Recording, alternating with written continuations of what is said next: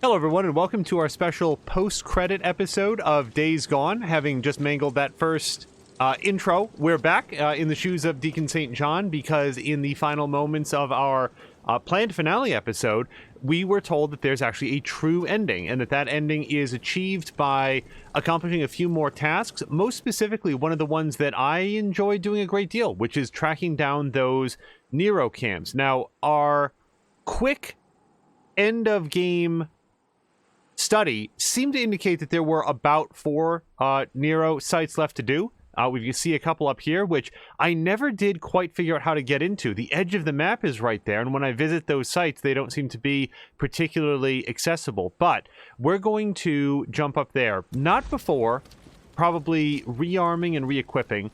Also, as we come over here, new information. As of last episode, I was saying, you know, it's interesting that they apparently had original plans to have some branches in the storyline depending on your choices during specific missions. And although that feature didn't quite make it into the game, something else did. It turns out that there is some variance in the end of the story.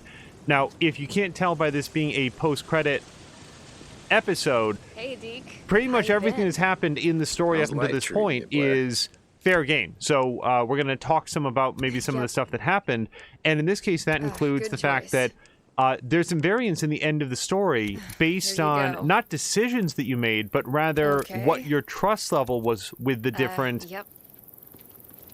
Hey, settlements. Deke. Be safe. In our story, in the one that we saw here, we got some assists from Ricky and Addie, and then gosh, I don't remember his name right now. It's not Attica, but it's something like that, from Tucker's camp. What we didn't get was a visit from David Copeland or Manny, and apparently we would have if I had maxed out trust at Copeland's camp. Now, throughout the entire game, I think I probably fast traveled once, maybe twice. Since we want to get all the way up here, I'm just going to fast travel up here. Hello to P-Crest, who is still bitter, perhaps over my thoughts on Star Trek First Contact. We might do some more Star Trek talk here, depending, but I'm thinking that in our post-credit sequence here, we're going to make use of some of the fast travel options that went unexplored during the main game. Our goal is to go to each of the NERO camps, get the injectors, and then reportedly there will be some additional story content that we'll be able to investigate. Also, James Reaver to Deacon St. John. Hold on. You out there? Oh, let me guess. You got a job for me? Huh? Because I'm not making any promises.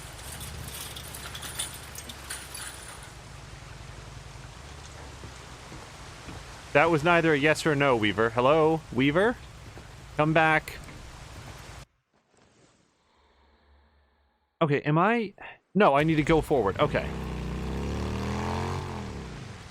We fast traveled to Tucker's camp, and what I wanted to do was just, you know, we spent some gas getting here. The fast travel system is balanced so that you get some... You know, you get there where you want after just a quick load screen, but you still have to pay both the time and fuel cost for having gotten there, which I like a lot. I actually prefer that over the Fallout 4, Keeping your hands Fallout clean. 3 style of you just sort of magically appear there with no travel time involved. Okay, so let me see if we can get here. One thing that we've learned in playing the game is that some of the NERO sites are just a box. Like, it's not a set of trailers like some of them are, but rather just a box that you have to find, and there's like a blinking cursor there for a beacon. Hello to Papalatko. Yeah, Sunday's going well so far. I'm not sure how Monday's gonna go, but that's a question for tomorrow. I hope you're also having a great Sunday. So Papalatko, in doing sort of our end-of-stream shoutouts, I've been describing that you're moving back and forth between both Kingdom Come Deliverance and Skyrim. Is that true, or is it mostly Kingdom Come at this point? Only because I want to make sure that we get people directed over for whatever it is that you're doing. The past couple streams has been Kingdom Come, and although Kingdom Come is not for me, I really admire what they did there with their... Oh! Okay. That wasn't a road. Great, now I gotta find a way up. The thing I like about Kingdom Come is I like the fact that it's such a life simulator for this guy. Like, it's not just go and keep your weapons upgraded, but you have to keep them repaired, you have to eat, you have to drink, you have to bathe. At least in the original release, you could only save the game when you were at like an inn or something. I mean, the actual mechanics of playing the game, I think, are where I separate from it. But for the people that can get good at that sword play, it's a very, very neat experience. Okay. Where? Okay, that is the ramp. Okay, so we got to get a good running start here. And we might have to clear out some of these infected as well to make this happen.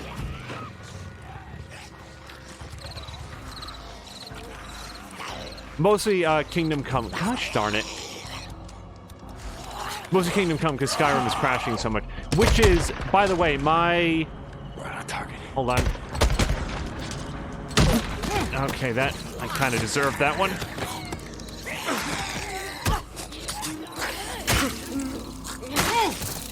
That's always been my concern with modded runs of things, that if they... Okay, Deacon. It looked like Deacon lost his balance there, but he's a cool guy, so we're not going to call too much attention to it.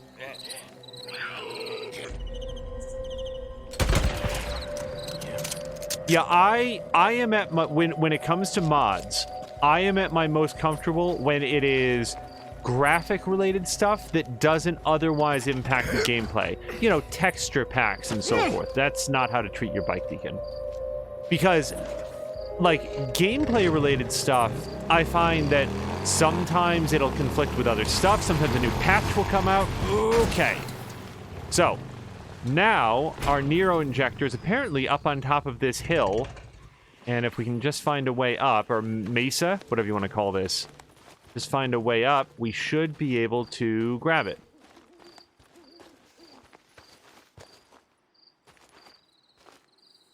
Oh, yes, Papalotko's asking about this game. It is... So, last night, we did episode 24, which was a big story beat, and as part of that, we had to clear out what was later described as being the largest horde in the game.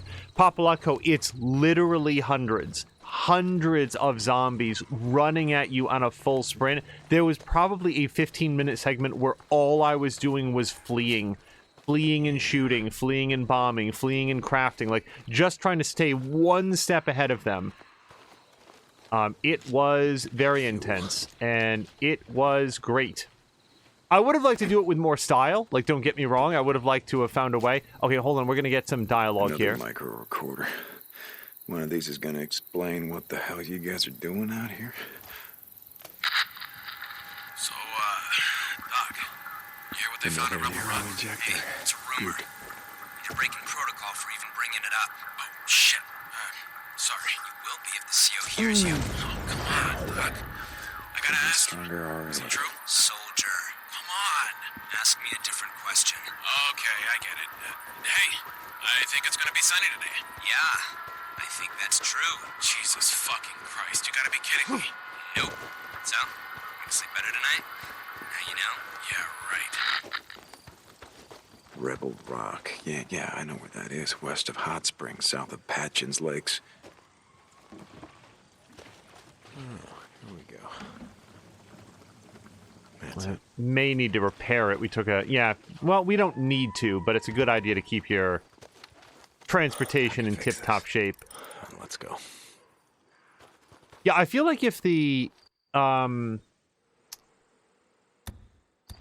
don't know how else to describe except the granularity. If the realism of Kingdom Come Deliverance were applied to a game which was itself somewhat less realistic, like if they took that same aesthetic and did it in like a fantasy game or a sci-fi game, I feel like I could really get into that.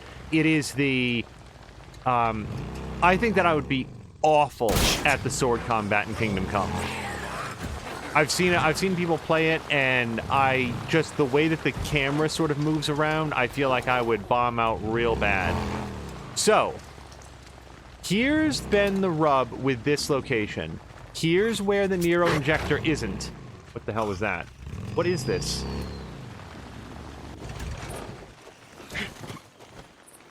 All right, come here, kitty.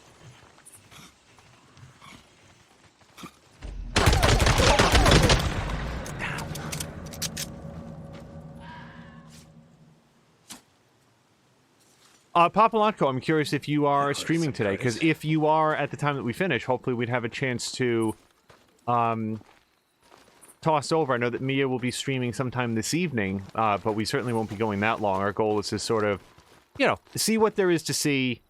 This is sort of considered a bonus episode. You know, it's not really going to be, I don't think, as long as some of the major ones. I've also rethought my desire to, like, tweet at... So it turns out... these are all the things that I don't know when I'm playing a game, and I only look up after the fact. It turns out that Days Gone was written and directed by one guy. Now, it was made by a huge team of people. So it's not that this one person was responsible for it. But John Garvin was both the writer and the director of the game. Now, I believe there was also a co-writer on it, but John Garvin appears to be sort of listed as the lead writer. And frankly, it wouldn't surprise me if, like, many people contributed to the smaller character moments or dialogue options. Why the hell could I not find this enormous cave when I was looking around for it earlier in the game? I don't know. I don't know, people. But anyway, I had sort of talked about during our main playthrough that I was kind of inclined to write to whoever had written it on Twitter and just say, hey, I just wanted to let you know I'm really impressed by what you accomplished here.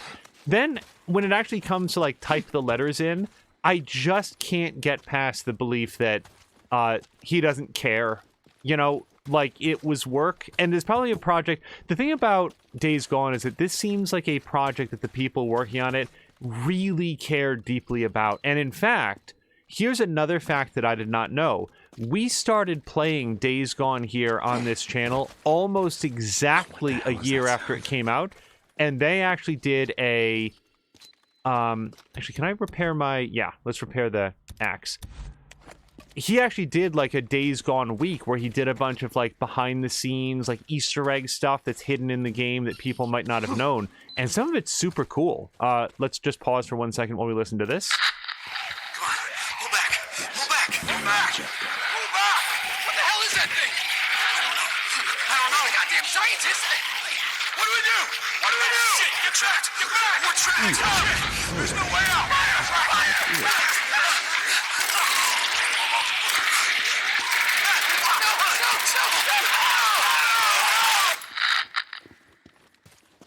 Jesus, what the hell was that? Let's just hope we don't have to find out.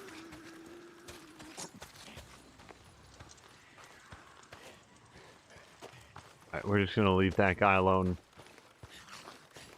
So among other things that appeared in that Twitter thread, John Garvin, did I say the name correctly? Now I'm already concerned that I'm misremembering it. But in the Twitter thread, he talked about how, you know, for example, in the post-credit sequence where we are, the staff at the with the former military camps will actually address you differently, and they have new dialogue, and they no longer react to Deacon St. John in accordance with his rank. They recorded unique lines in case people visited those sites after the game.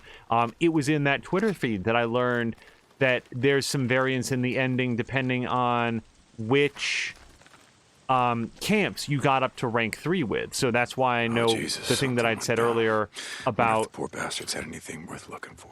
Okay, Deacon, take a chill pill. That because we didn't max out with Copeland, we didn't get a visit from Copeland there at the end of the game. I'm personally okay with that. Not a fan of Copeland as a human being. Oh, you know what? Let's get this historical marker. Give us a chance to ride and chat. I don't know that there's a trophy for getting all the historical markers, and I don't think I'll wind up getting them all, but I kind of want to get the ones as I'm close by, and we can fast travel to most of the other things that we will be visiting today.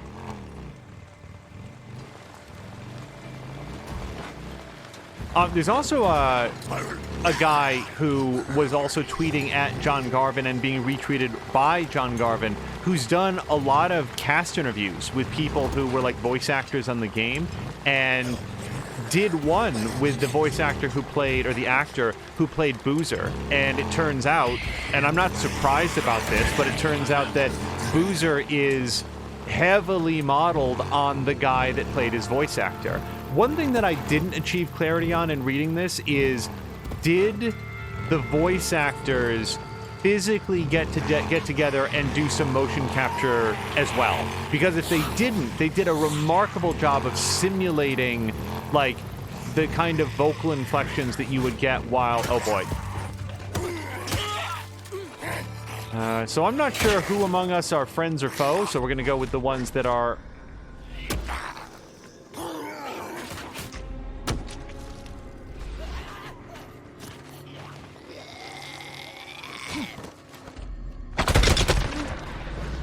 Okay, are you guys okay?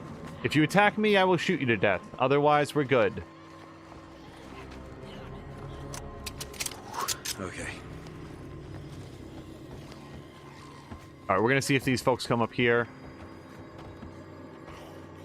He's navigating someplace, depending on where he ends up. We might be able to talk to him.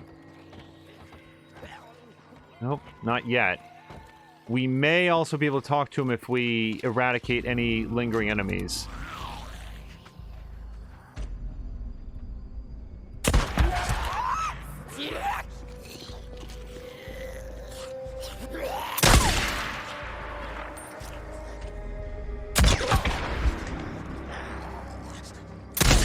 Whoops. Finally. Okay. Jesus. Radar looks clear. Let's go see if we can chat with this guy now. Hello. I got this. Hang on. You want to die out here? Look, there's a camp. Camp? I'll go. Where? Show me. Well, Copeland's camp is the only one that we didn't get to rank 3 with, so... Peaceful Lake. Mark Copeland. It's safe there. Thank you so much for stopping. I was so dead. I was never getting out of there. Thank you. Tell them it was Deacon. They'll know. Don't stop. Just keep out of sight. And I guess we'll just... Your friends will just hang out here in case you decide to come back.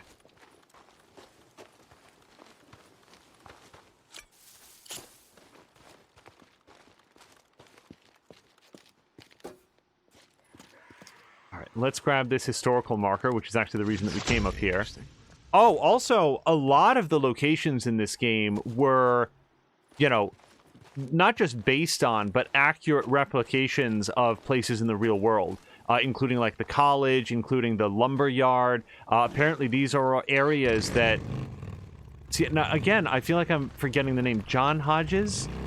Gosh, I'm going to feel really bad if I'm wrong about this guy's name all of a sudden.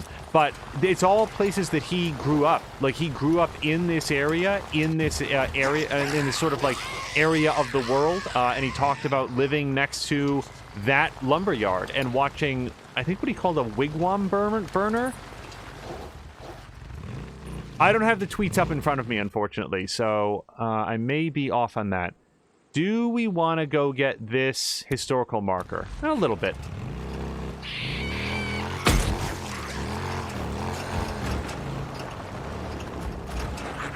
But I feel like mostly what I'd want to express if I do, you know...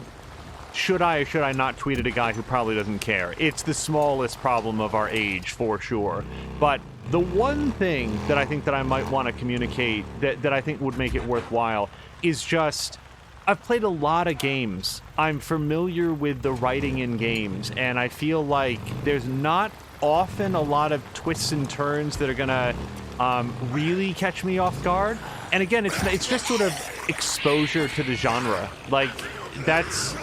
It's just having seen a lot of the narrative tricks before, and that in so many games, writing is an afterthought. Writing is what they fill in after they've done the mechanics and the level design and the mission design, and sometimes even after they've gotten a bunch of lines recorded, then they'll bring in a writer to say, okay, give us an overarching narrative. I just don't see that as possibly being true here. This felt like a story-first style affair, and then they probably did some modifications that, you know, I feel like the story and game systems were developed in tandem. True or false, it's just they feel like part of a cohesive whole.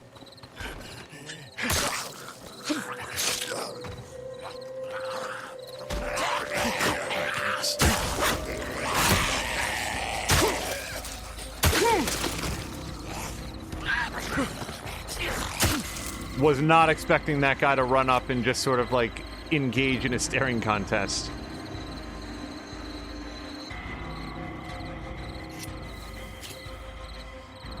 Yeah, Papalotko, man, it's a short list of people that I wouldn't recommend Days Gone to. Days Gone is a great game for people who are interested in sort of an open world action survival game with some, if not deep, then at least rewarding crafting mechanics. It's got a lot of the what I consider to be the best elements of an open world game, where there's so many emergent things that will happen just on the voyage from one place to another. That's why we really did very, very little fast travel at any point during our playthrough. I think the characters are very well drawn up. Here's interesting. I looked at the Wikipedia article, and the Wikipedia summary indicated that Days Gone was criticized for its lack of character development.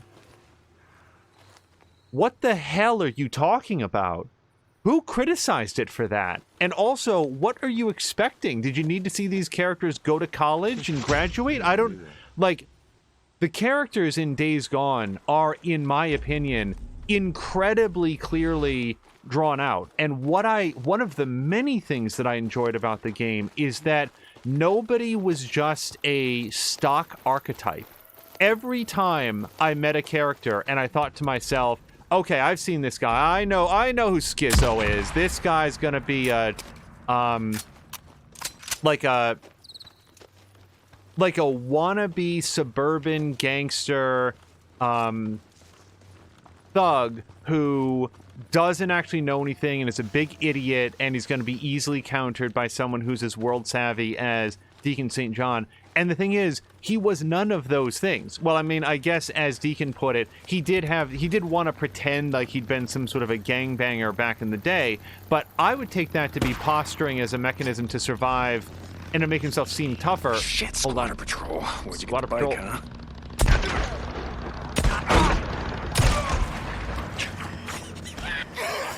Come on, come on, come on.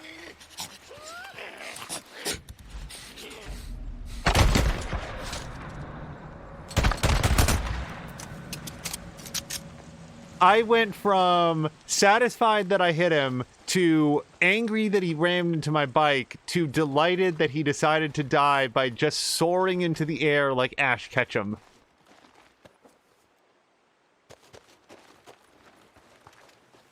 I can fix this. That'll hold.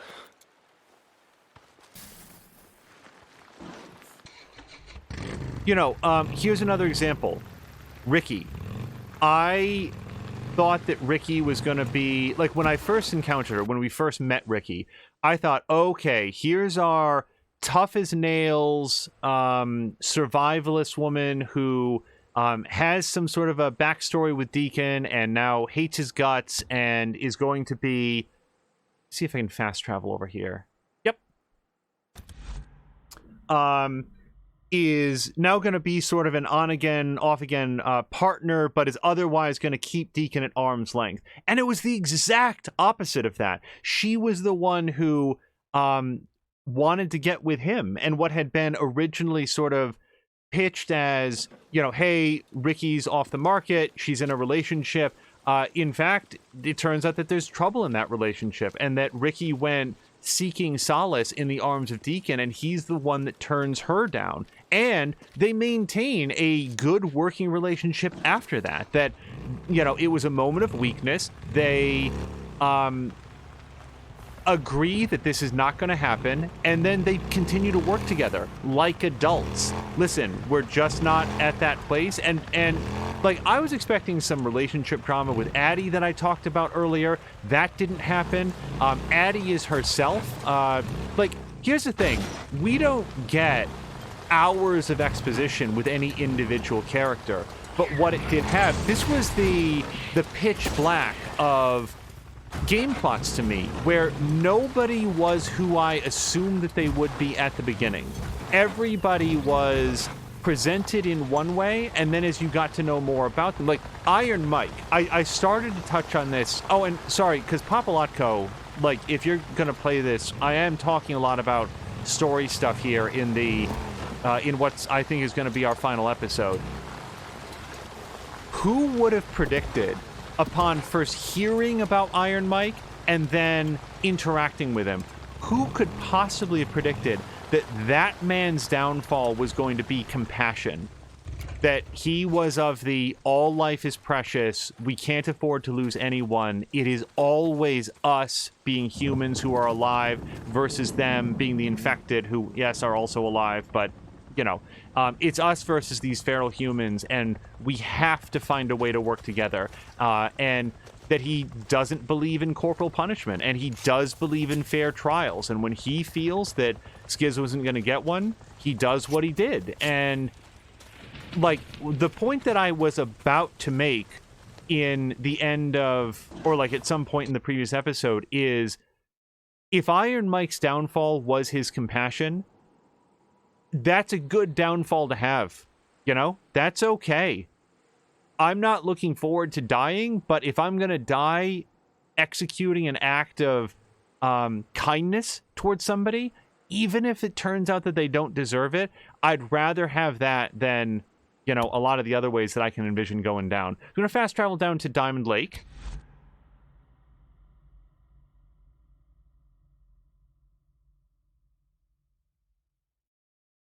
So Papalotko's saying the thing that's kind of the same as the other zombie games is that you have to fight the creatures, but there are always bad guys that are trying to take you down, which is kind of predictable. The thing is, the humans are so much more interesting than the zombies ever will be. Zombies make good video game characters because you don't have to feel bad about killing them. They are simply a menace, you know? And that's sort of the logic to it. And I know that there's a lot of folks out there that are weary of zombies as an enemy, but okay, then let's replace them with robots or something. You know, functionally, is it really that different? To me, they are fodder enemies that can be used to What's up, buddy? hopefully center on some interesting gameplay. Let me stop by the gunner person. But the zombies themselves are never going to be the story, or at least they're not going to be characters that you ever care about. So no more. And Yes, that's sir. something that Days No, Gone sir. and Yeah. other good zombie You gonna fiction miss it? understands. And it's more of an examination of how do people, see. human beings, How you doing? react How's it to going, Lucas? the end of the world and interact with each other once the fall of civilization is upon them. And in the world of Days Gone, they weren't just cheap archetypes Hang on, designed to provide for easy plot points for a dullard audience to understand. It presented these people as fully fledged characters that were smart and savvy enough that at least I could accept that they were still alive in this environment. And also, I'm gonna see if we can cut across here. Also had their own agendas that they wanted to pursue. Here's the thing about Skizzo. Skizzo's an asshole, and I don't like him, but he wasn't just malevolent for no discernible reason.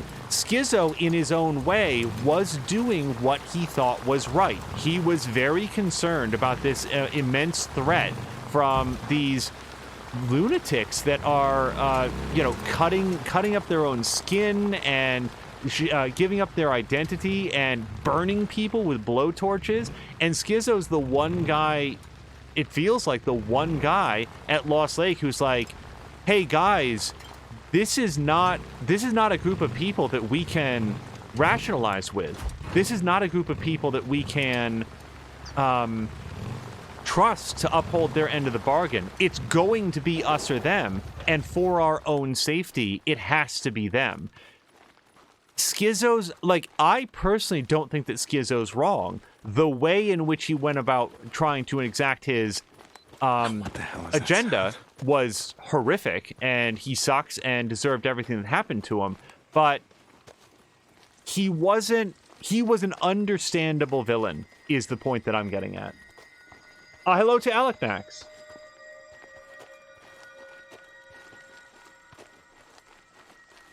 So Alec Max is asking if we've beaten the game. Yes, and also, so we finished the main story. There was credits, which is usually where I, call it and say, okay, I have completed the game. This is where it ends. But a longtime viewer of at least this series pointed out, wait, there's a true ending. There's a better or different or more robust ending that you can unlock if you do a handful of things. And we are on to the, I believe, the third of the 4 things right now. And what I'm looking for is a cave entrance or some other way to get in here. Let me pull this back up. So, if I was a cave entrance, I guess it could be over here. Or over here. You know what? Yep, it is right there. That's where it's going to be. I'll grab the bike.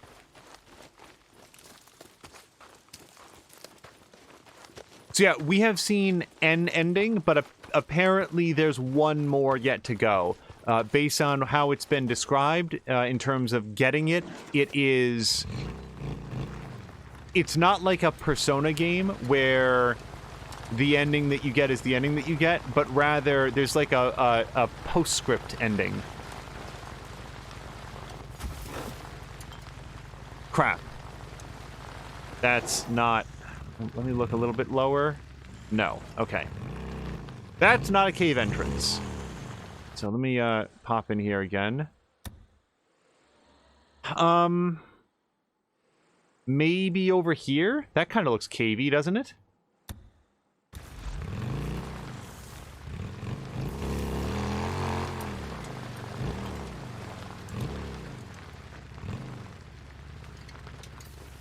So Papalas was asking if this is mouse and keyboard or controller. This is controller. This is actually a PlayStation 4 exclusive game. It is not on the PC. There's been rumors that, like, as of when we started this playthrough, there were rumors that a PC port might be in the cards, and Sony as a company appears to have stepped on that and said, nope, no PC port, we're not doing that. It'll be interesting to see how that actually comes down. So I can hear the beeping of the NERO beacon. What I can't do yet is find a way in. Well, actually, hold on. Yep, okay. I was looking lower.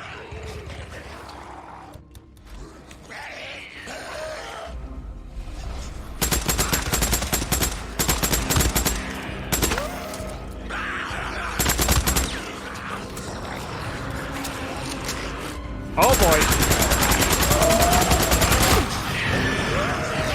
So, Papaloso, we were talking earlier about a horde. Let's see.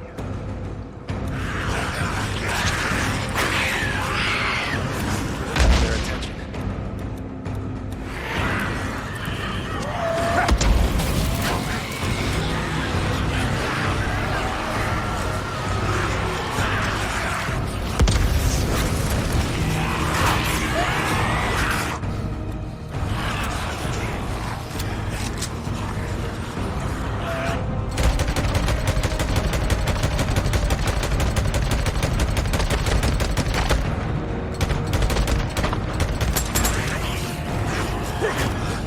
Jesus, okay.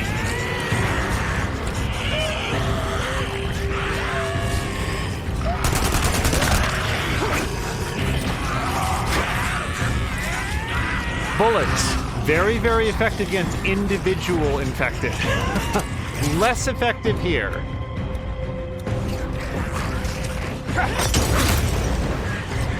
I don't feel good about this.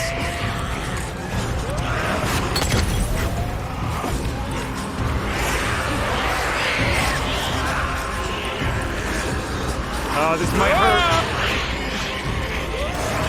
Yeah, that hurt.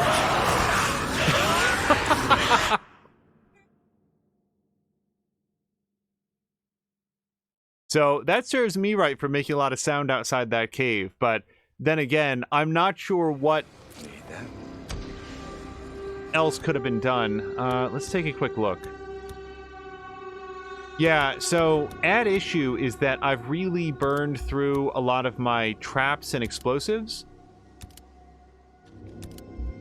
Because otherwise, what you'd want to do... Let me see if I can build any more proximity bombs. Yep, those are our friends in a case like this. And then maybe pipe bombs.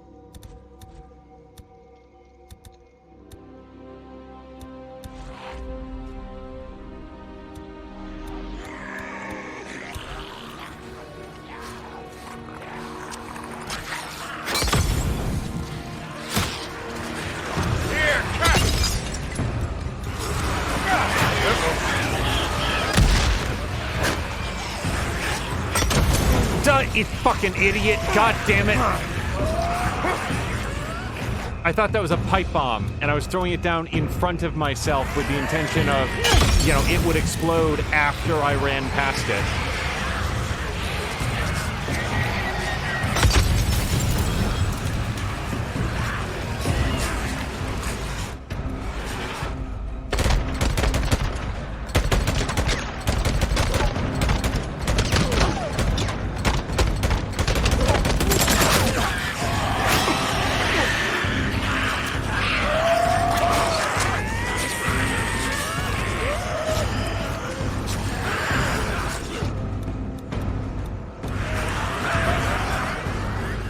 Okay.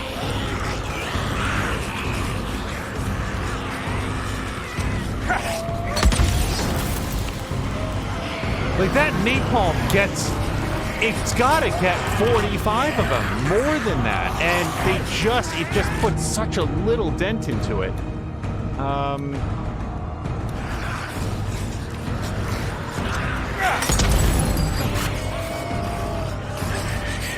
Okay, I'm gonna try to take a stamina cocktail because we're almost out of blue.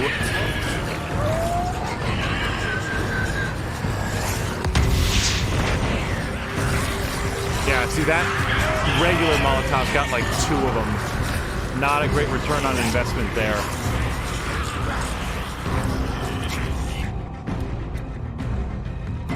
Okay, well, we know attractors will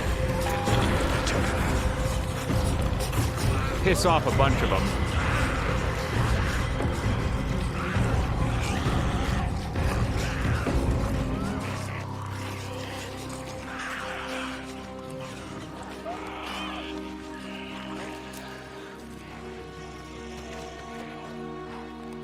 Papalaka's also enjoying the music. Yeah, the music is also very good. Papu, if you're still on, I expect that we will raid over in a bit, so I hope to see you then. Otherwise, have a great time in Kingdom Come. Okay, let me get a berry, because there happens to be one here. I can use these. I don't feel like we put much of a dent into that horde, unfortunately.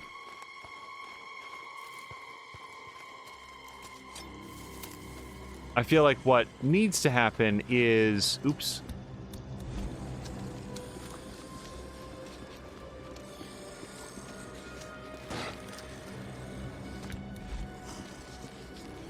Sorry, what needs to happen is that I have to go find a whole bunch more crafting materials so that I can replenish all the bombs and traps and other stuff that would make this more doable.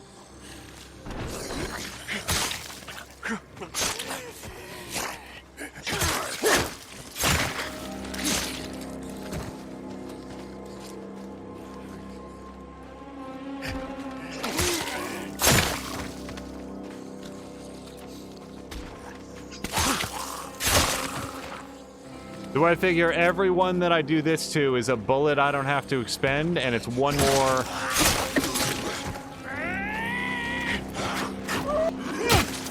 more guy that isn't going to be charging me later on. Oh, I think they're leaving. Look, they're not heading back up to the cave.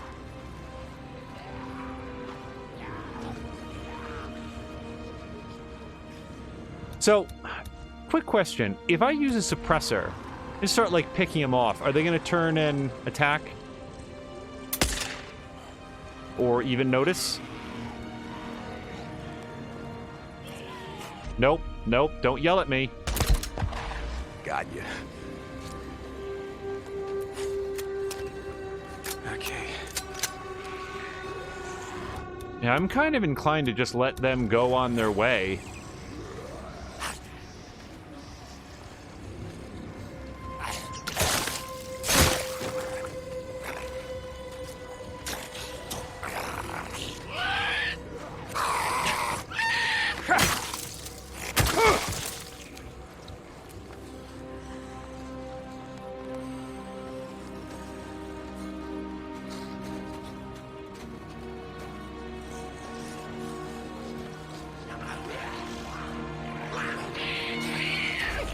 Oh boy.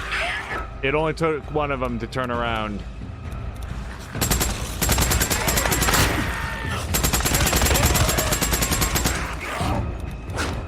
Let me try this again.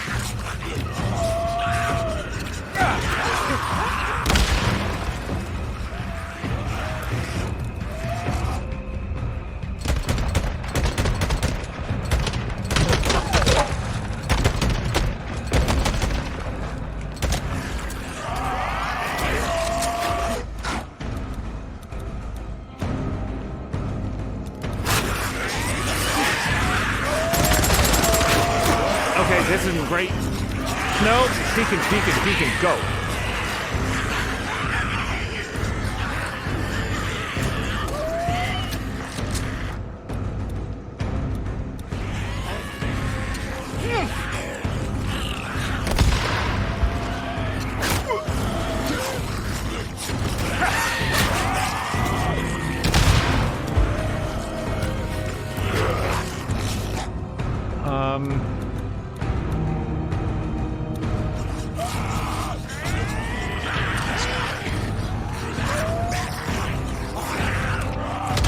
I think I got one guy with that.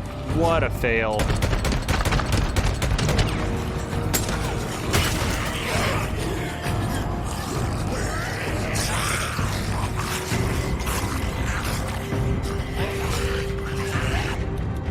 Let me pop another focus cocktail.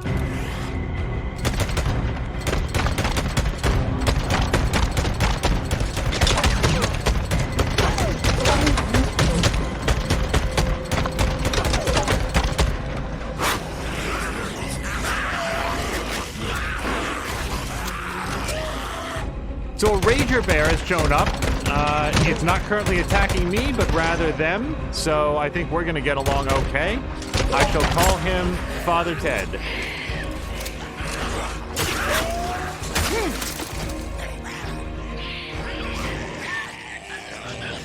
Yeah, we might as well just watch that play out for a minute.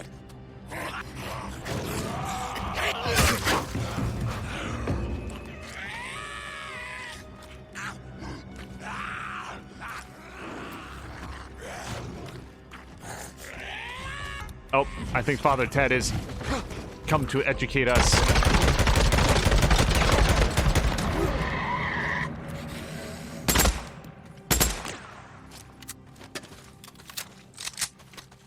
Okay. Well, we didn't take out the whole horde, and the ones that we didn't get have probably wandered off to do whatever it is that they do during the nighttime. So hopefully we can just go back and get that NERO injector. But on the plus side, wherever we wind up, whether it's Copeland's camp or wherever, we'll have a whole bunch of stuff to turn in, help finance any bullets or fuel that we need during our fast travel adventures.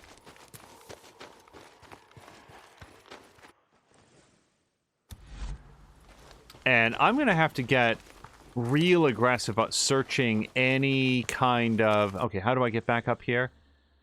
To the north. About searching very carefully any structures or other sort of crafting locations, any potential sources of crafting options.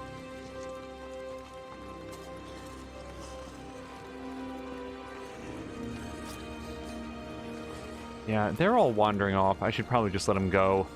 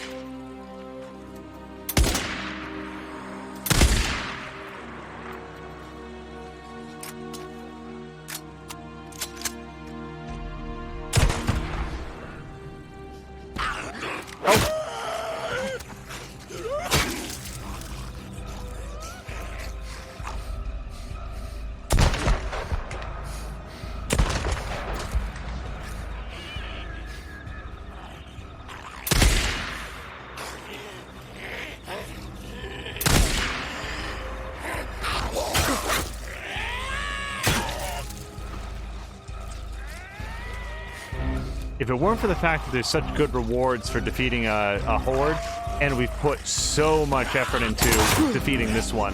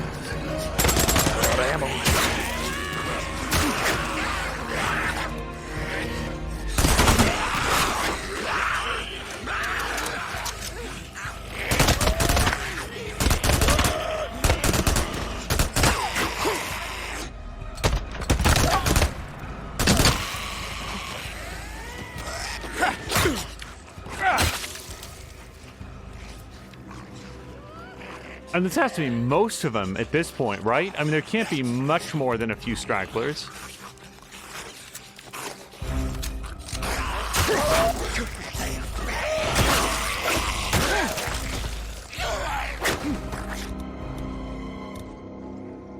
Okay, repair it. There we go. There we go. Hey, 4,000 experience points and a whole bunch of trust. I'll take it. Okay, on the NERO injector, which is the whole reason we came here.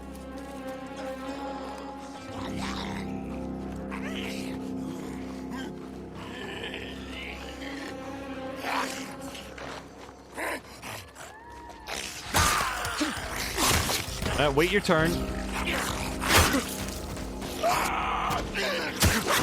So, I've never quite picked up on the difference between a swarmer and a bleacher.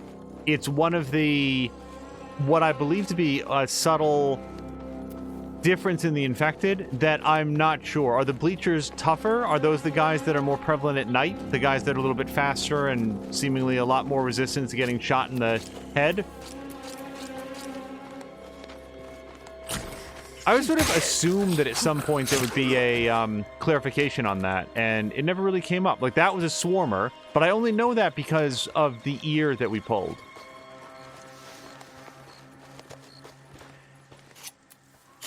Also, let me take an opportunity to refill the stamina cocktail, followed by the focus cocktails. And then maybe a health cocktail for good measure. And if we do any crafting here. Nope. So, in the post-game, I kind of wish that they had the ability to just buy crafting materials, or just buy the items outright, just because I've got cash and we're sort of wrapping up. As a function of the main game, though, I actually really like the fact that you couldn't just buy crafting materials. As far as I know, there's no place where you can buy attractor bombs. This is something that Deacon has sort of concocted on its own. It is a weapon that he uses, and he crafts it out of the parts that he finds in the world. And what's cool about that is it forces you to remain engaged with the world. At no point does scavenging for parts become just a luxury that you can do if you feel like it. It is always necessary if you want to have access to Deacon's arsenal. And this does not have a NERO injector inside of it, so boo.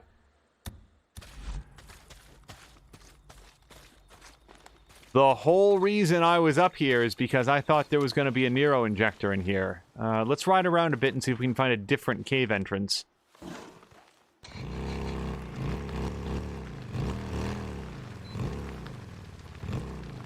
Or maybe it's not in a cave at all, and that's my mistake. That's why I couldn't find a different entrance.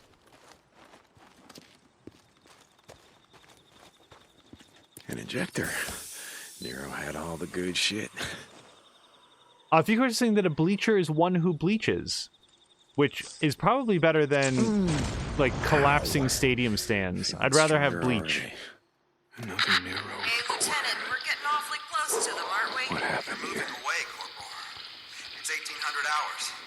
dinner time. Hold on, we will listen to this, but we also want to go find... There's a NERO research site there, apparently.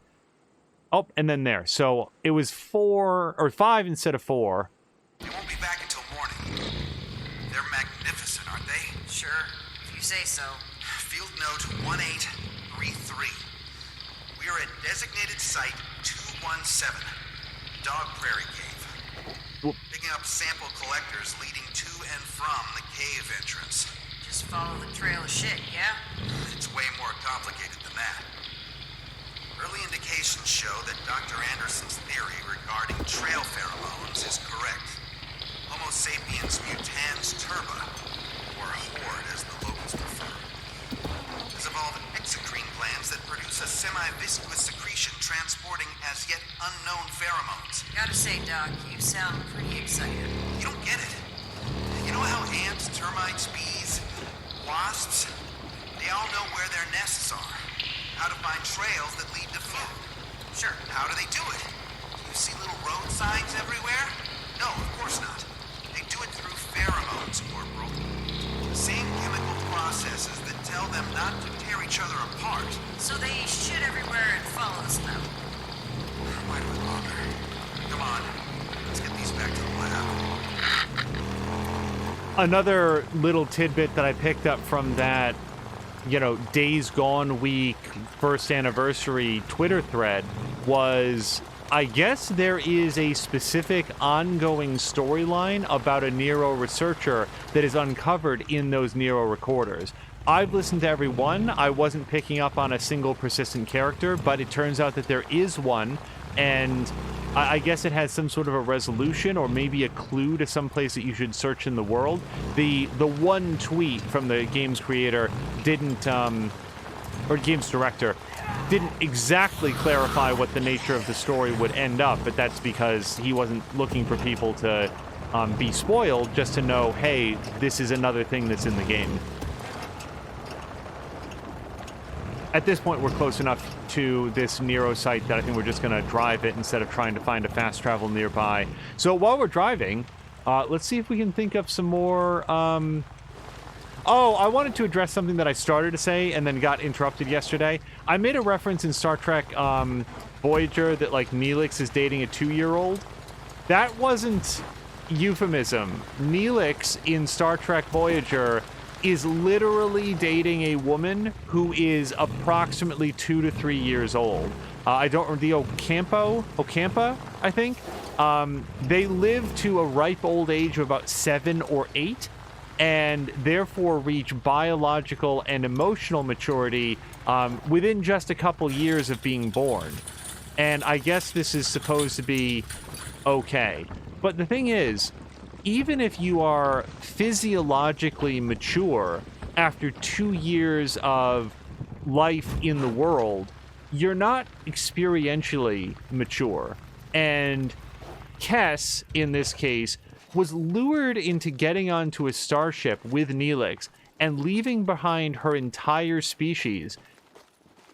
Basically because it seemed like a fun adventure, and she thinks that she's in love with Neelix. I would submit no one is in love with Neelix, and the idea that she would sacrifice her heritage, her culture, all of the people that she knew, her family that raised her, presuming that any of them are still alive, so that she could go hang out with Neelix, even on a technologically advanced starship.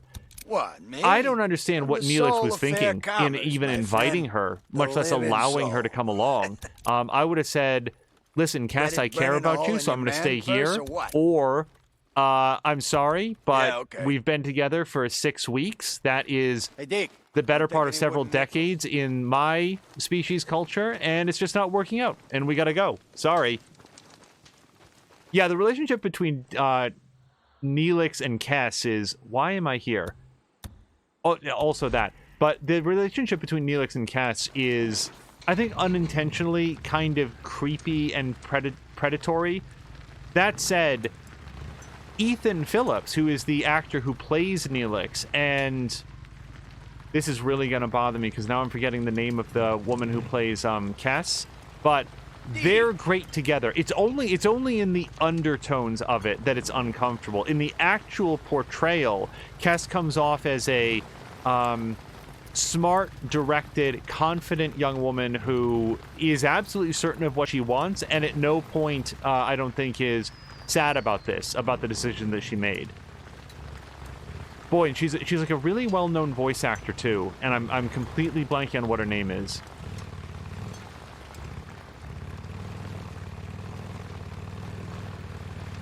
Unfortunately, there are very, very few great episodes of Voyager. There's one that I really liked, which involved old Harry Kim. It's one of the very few Harry Kim episodes that we ever get.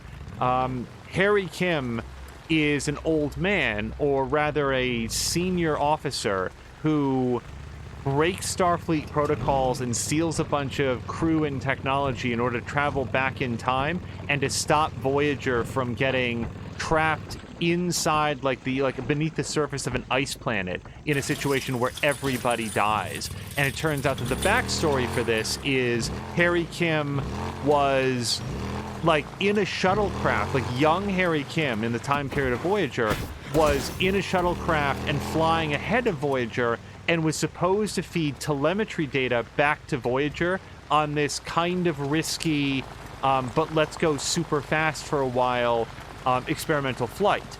And he screwed up, or there was a screw up, and everybody wound up getting killed. So now old Harry Kim has devised a method for traveling back in time, or communicating back in time. I'm trying to remember what the whole resolution was. But to undo the mistake that he made so that all of his friends and family wouldn't die. That was, well, he didn't have any family, but, you know, you follow. So that looks a bit like a ramp. I'm not sure, though. Let's see if Deacon can wade across this. It doesn't look promising, but we're going to give it a shot. Nope, nope, that's fine. Return to shore. So we're going to try to jump it, because I don't see another way to get to this little island.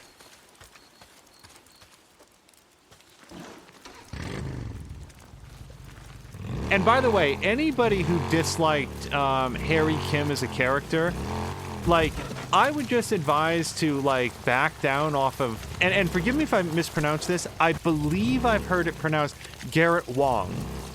It's different from how I might predict based on its spelling, but I think that's the correct pronunciation, so we're going to try that. Hold on a second.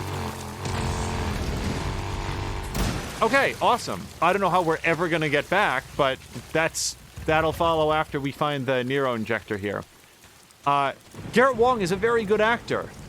Star Trek Voyager didn't give him anything to do with his character. They cast Harry Kim as this young ensign, wide-eyed ingenue who would be sort of taken under the wing of Tom Paris and taught the ways of the galaxy, and then he never grew up. He was Radar O'Reilly. He never grew or matured in any meaningful way, except for episodes where they allowed him to, say, be an old senior officer who's traveling back in time and saying, screw Starfleet. I know what's morally correct, and I'm going to do this, even if it means costing me my imagined career.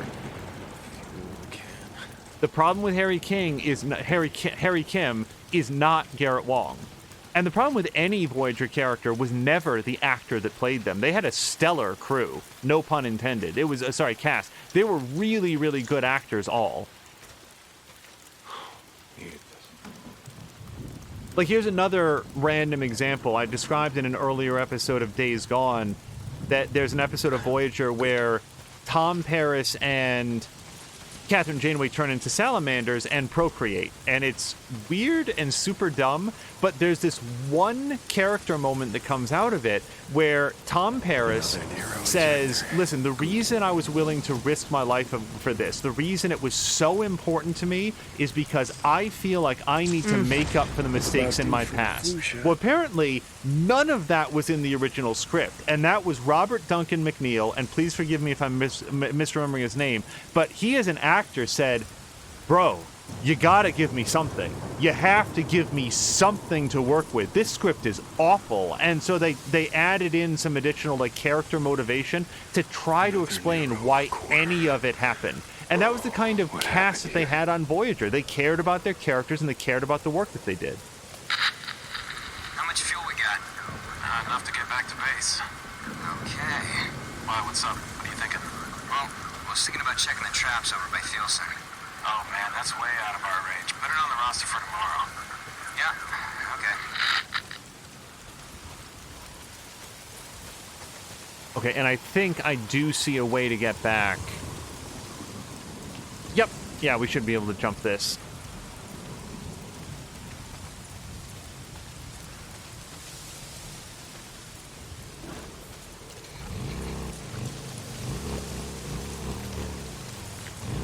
I also, I mean,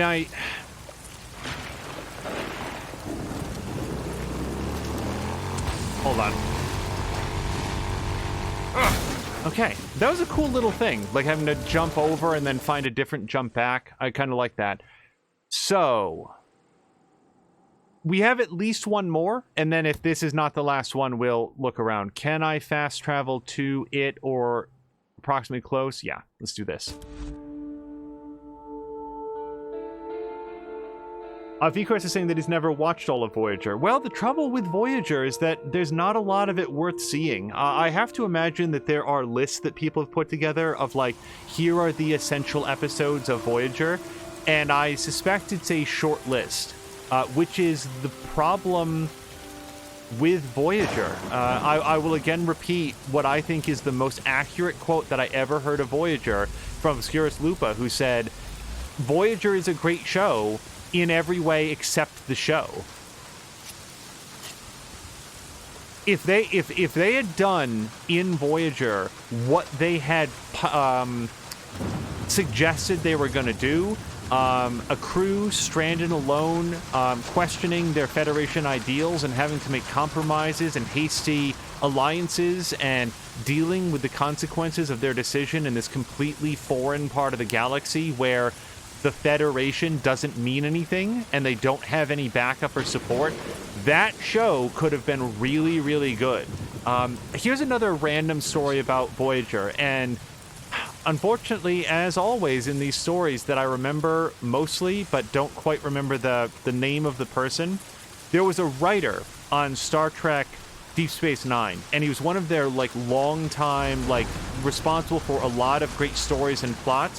If you look up the writer of the episode, there's an episode of Next Generation where the crew of the Enterprise finds there's been an attack and everybody's dead except for this one little kid, and this young boy then decides that he's an android. He patterns himself off of Data as a coping mechanism to deal with the horrors of the attack that he just saw. And then the Federation, okay. Didn't quite work out the way I'd hoped.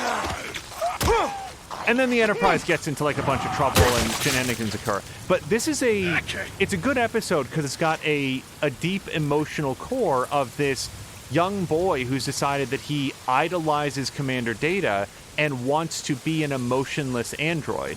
And he's like slicks his hair back and stuff. Well, that episode was one of several that was written by this one writer. So whoever wrote that episode, and I apologize for not remembering his name, he was invited to be one of the lead writers on Star Trek Voyager. So he wrote up this episode, and then he turned in the script and he asked for notes. And he said, listen, I've written up something here that has some pretty significant character implications for like B'Elanna Torres or somebody, and I just wanted to check it against the show notes to see, is this going to be okay? And he got back from like, so I'm trying to figure out how to get over there. The note that he got back from like Rick Berman was, yeah, it's fine. And the writer was like, wait, are you sure? Because this would have some pretty significant, and no, it's fine. It's cool. We don't care. We're just going to hit reset. It doesn't matter. We're not doing any sort of like ongoing story beat. This isn't Deep Space Nine. And at that point, that writer, you want to know what he did with that information? Not only did he quit working on Star Trek Voyager on the spot. Like, I am not going to be a party to this. I'm not going to do this series. But you want to know what he went and did with his time? He went and he created Battlestar Galactica.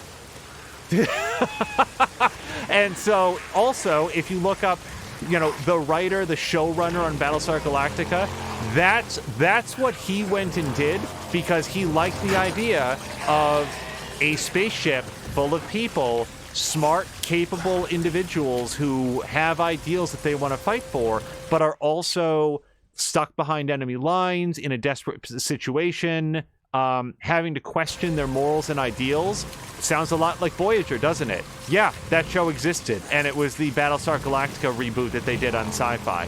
Now, are we all disappointed by maybe the finale of Battlestar? Sure, but the fact that I got, I'd say, 2 or 3 seasons of genuine enjoyment out of it,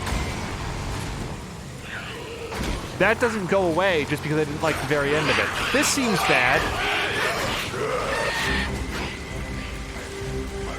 Hold on, I want to read what Feecrest had to say, but I'm not sure how to survive this. Hold on.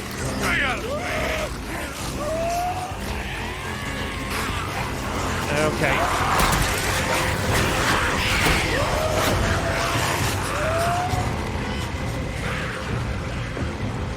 So I'm starting to feel like when we visited the hatch... crap. Double crap.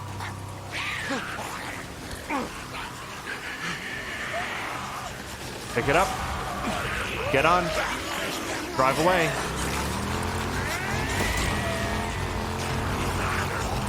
Okay, I'm just going to get some distance from me in this whole situation. If I can lose this horde, they will return to what they were doing, and then hopefully I can track down that NERO injector.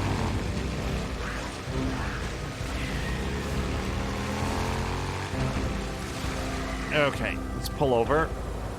Maybe do a little bit of repair.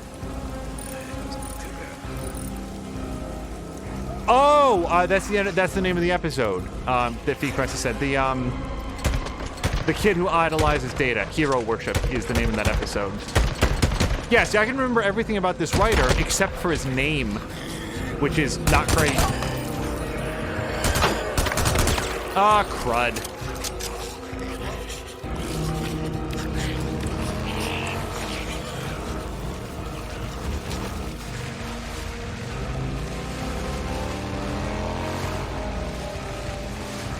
What I was going to say back on the island, just on the topic of Star Trek Voyager, was I really struggle with the way that people discuss Catherine Janeway, because Catherine Janeway makes a lot of really, really bad decisions in the show. Like, over and over again. No, I'm not going to take this path to get home because I'd rather condemn my crew to a lifetime of traveling the Delta Quadrant as opposed to just, like, make a deal with this one guy and be able to get everybody home safely. Like, there's stuff in Voyager that just, it doesn't play well and doesn't feel right. There's a really famous episode where she straight up murders someone who's pleading for his life, and believe it or not, it's worse than I'm making it sound. Oh no, it's not Joe Minosky. So maybe I'm thinking of a different writer who wrote Hero Worship. I hope I don't have my, my Star Trek writer stories turned around. It was like Dwayne David or something like that. Sorry, we had to reload chat here. Let's see. So, I'm still trying to get here. And you might think, why not cross up here? Well, this coastline is not going to be navigable territory, so how on earth do we get over there? And also, what time is it? 6:30? Okay. The Horde should be either dissipating or arriving at their destination, or at least weaker than they were. And we've actually got plenty of ammo, so we could make a decent run at trying to... Shit.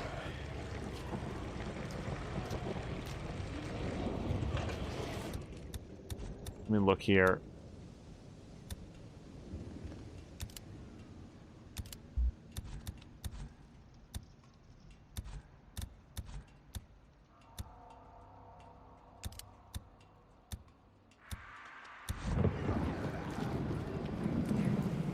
Yeah, Voyager is, I feel, an interesting example of a television series where sometimes you look at something that didn't work out and you're like, okay, this is the dead-ass wrong actor to play this role. Or the writing here wasn't very good. Or, oh my god, who directed this? What's the deal with this editing? Star Trek Voyager is an interesting example of the producers were the problem. I don't know Rick Berman and Brandon Braga, but it felt to me a lot like they didn't give a shit about Star Trek at the time they started planning for the production of Star Trek Voyager. I don't even know why they wanted to do it, because they clearly, their hearts weren't in it. They had no good ideas, no intention of following through with the premise of the series.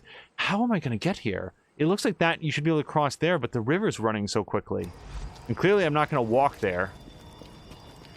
I don't really want to track the horde as they're just sort of strolling there. I'll have to find some way to do it.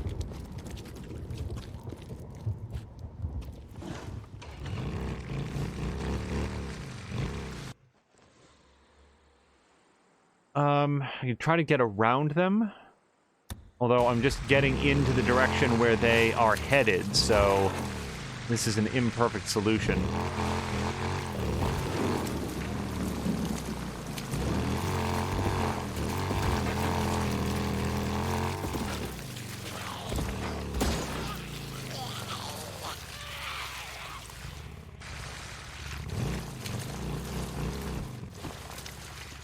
Maybe get up on this hill. I'll be able to have a clearer sense of what the landscape is like.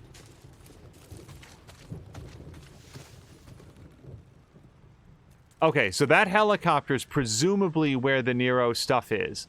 And we can see, like, a suited body there. Now, the question is... So, it looks like you get to it from right there, yeah? Okay, the horde isn't here, so let me run down and see what we can see.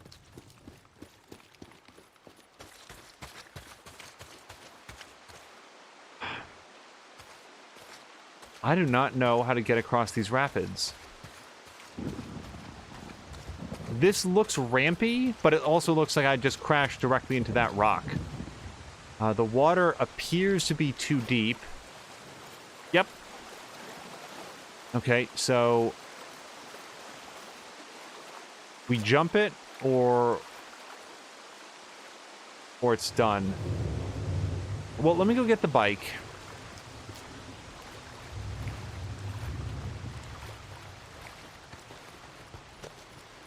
This kind of post-game content is stuff that I'm not above looking up, but I don't, you know, I'd prefer to try to figure it out ourselves if we can.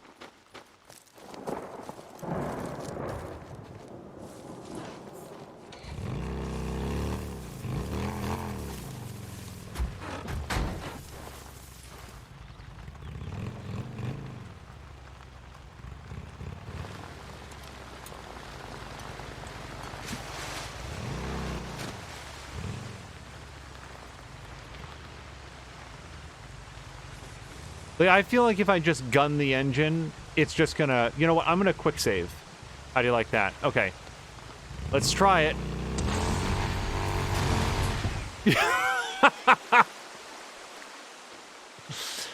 Now, I've been told that there's a way to recover the bike from the map screen. Let's see if we can do that. Recover bike. To this location. Proceed. Yeah, how about that? Okay, so we can't just sort of power across like we're urging a horse to swim. Hello to SG Tiffany. I hope you're having a great Saturday. Shit. I hope that lady doesn't bring in the whole horde.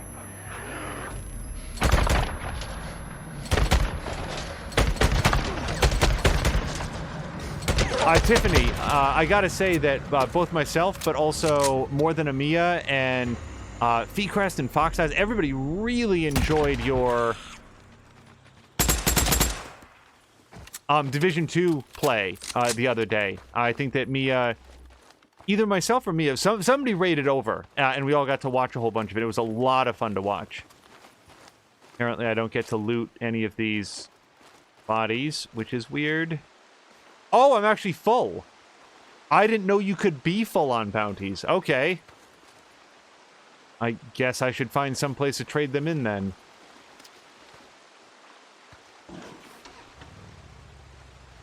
Just remind myself of where I'm trying to get to, which is right the F there.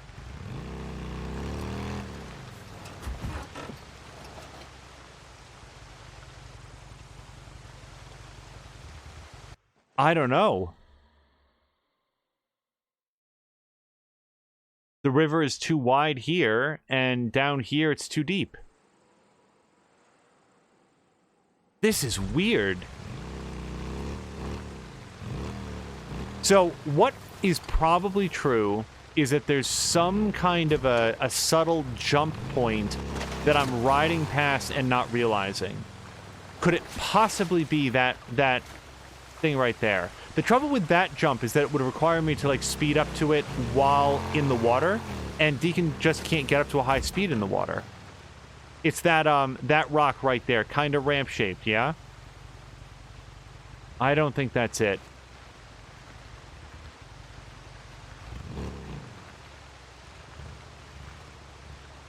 So, Alec is saying there's a bridge on the map. I mean, maybe that is it, and then we just, like, go down there, but it... You know what? I'm making a bad assumption, maybe. It doesn't look like that's what it is, but rather than me continuing to make that assumption, let's go check it out. Let's go check it out. Okay, that's apparently as close as we can set a marker.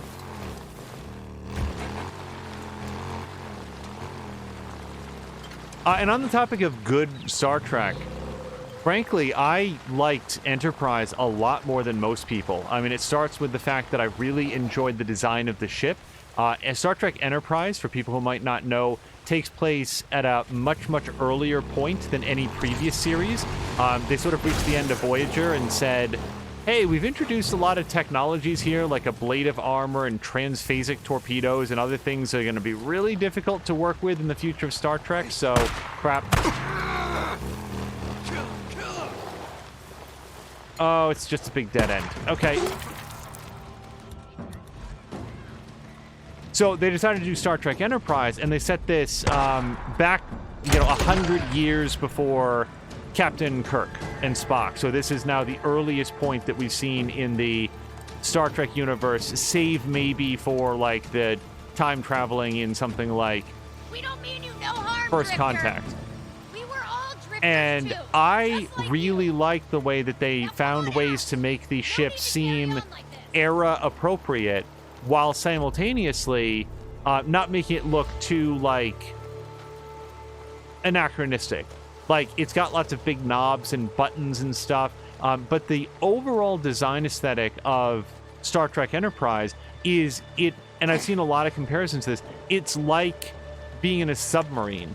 It's got low ceilings and very small windows, and the doorways are cramped, and, they do what they can within the scope of it also being a television series, and they need to put, a camera crew in there as well. But it has a much more claustrophobic feel than most other Star Trek series, and I thought that worked very well for it. I really liked the design aesthetic. I liked the crew well enough. Okay, so this doesn't look... Well, no, hold on. We do have a little path here. Oh, there she is.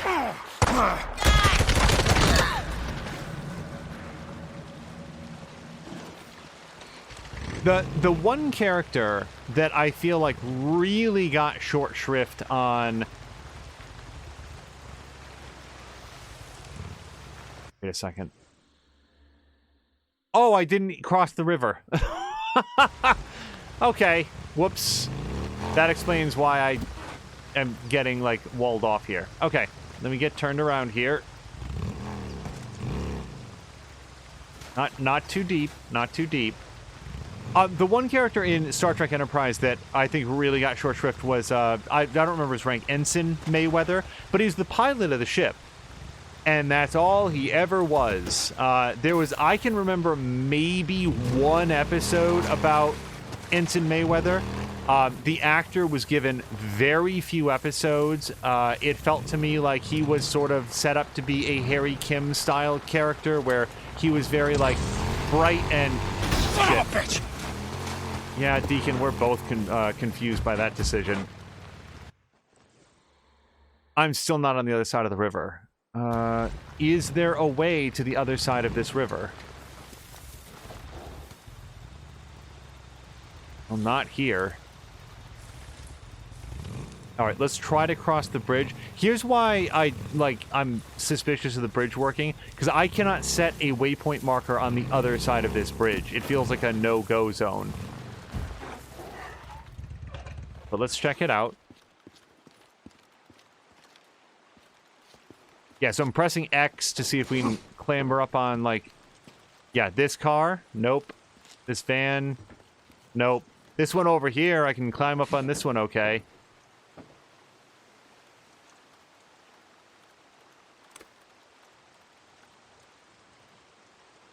Yeah, and the thing with Mayweather is I can't tell if they just designed the character to be kind of awkward or if the actor himself wasn't very good. And he's probably been in a ton of other things and is awesome. But there were some, like, Ensign Mayweather moments that were like, ooh, this doesn't play great. Like, not like cringy, just like a lot of his dialogue felt very stilted a lot of the time. It felt like the creators of the show were very, very uncertain what to do with him. And therefore the series turned out to be a lot about Archer and T'Pol, followed by the engineer guy and Dominic Keating's character, who I'm completely blanking on what the character's name was.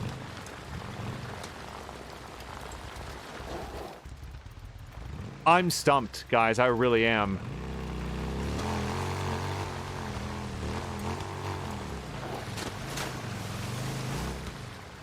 I'm gonna try to hit that jump that doesn't really look like a jump.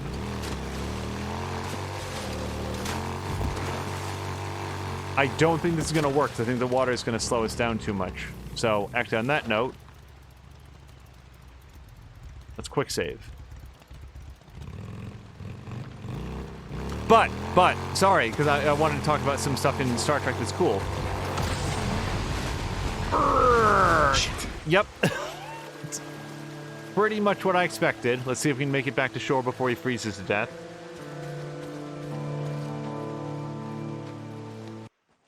Star Trek Enterprise had some phenomenal episodes of the show. We're going to have to recover the bike again.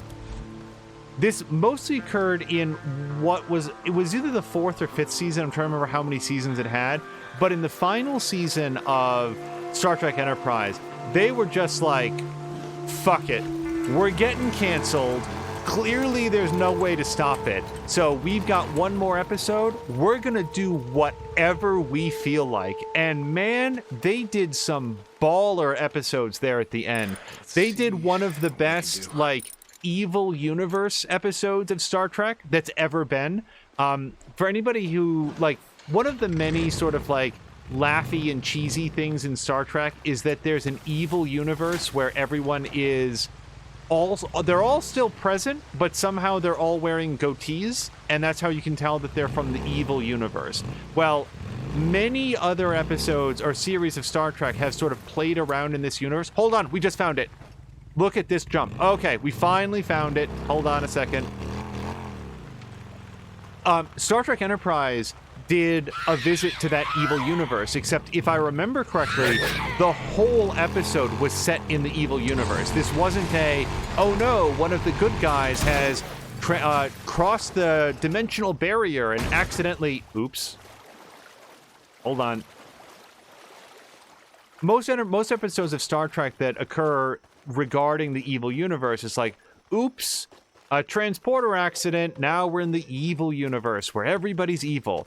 And in Star Trek Enterprise, they just did, I think it was a 2-part episode, because most of them were in that season, where it was just like, no, this is the evil universe. We're just showing this universe for 2 episodes, and we're going to allow all of our actors to basically just play evil versions of themselves. And it was great. And one of my favorite parts of that episode is that they recut the intro to the series. The intro sequence to Star Trek Enterprise is much maligned, and people don't like it, and they don't like the soundtrack and so forth. And it's like, okay, to each their own. But for these evil universe episodes, I can't recover the bike, by the way, which kind of feels like a problem.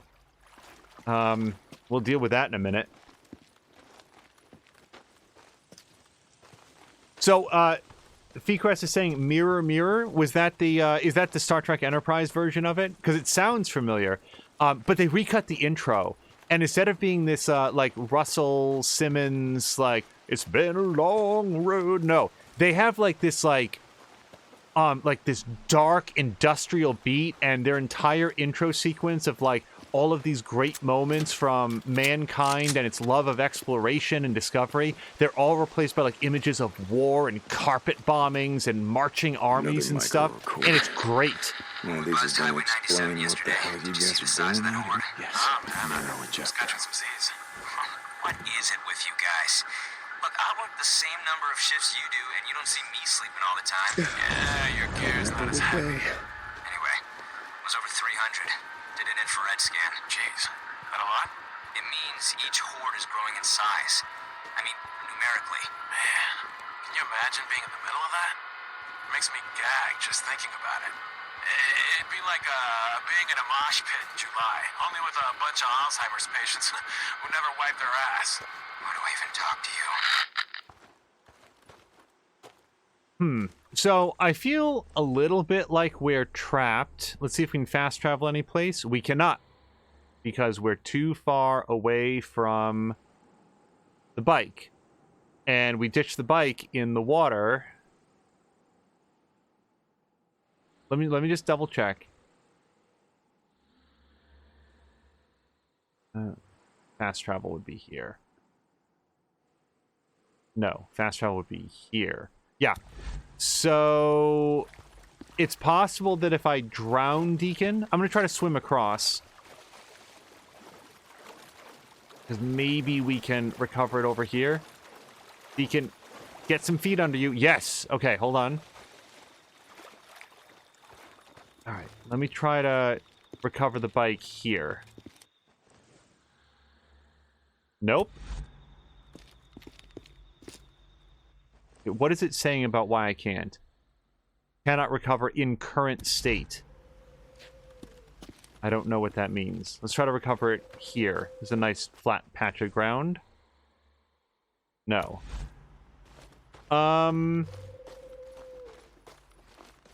So we could probably, like, just reload, like, save it. Actually, I'm not sure that we can save it.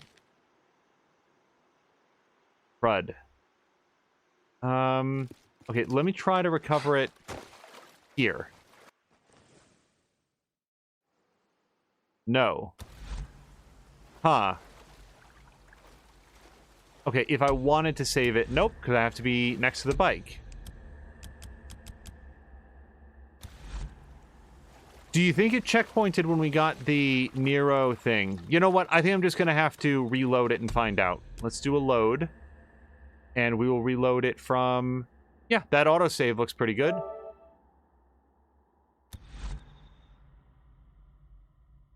Alec is saying that it might be too damaged. Possibly. You'd think that they'd let you pull it out of the water so that you could then get it repaired.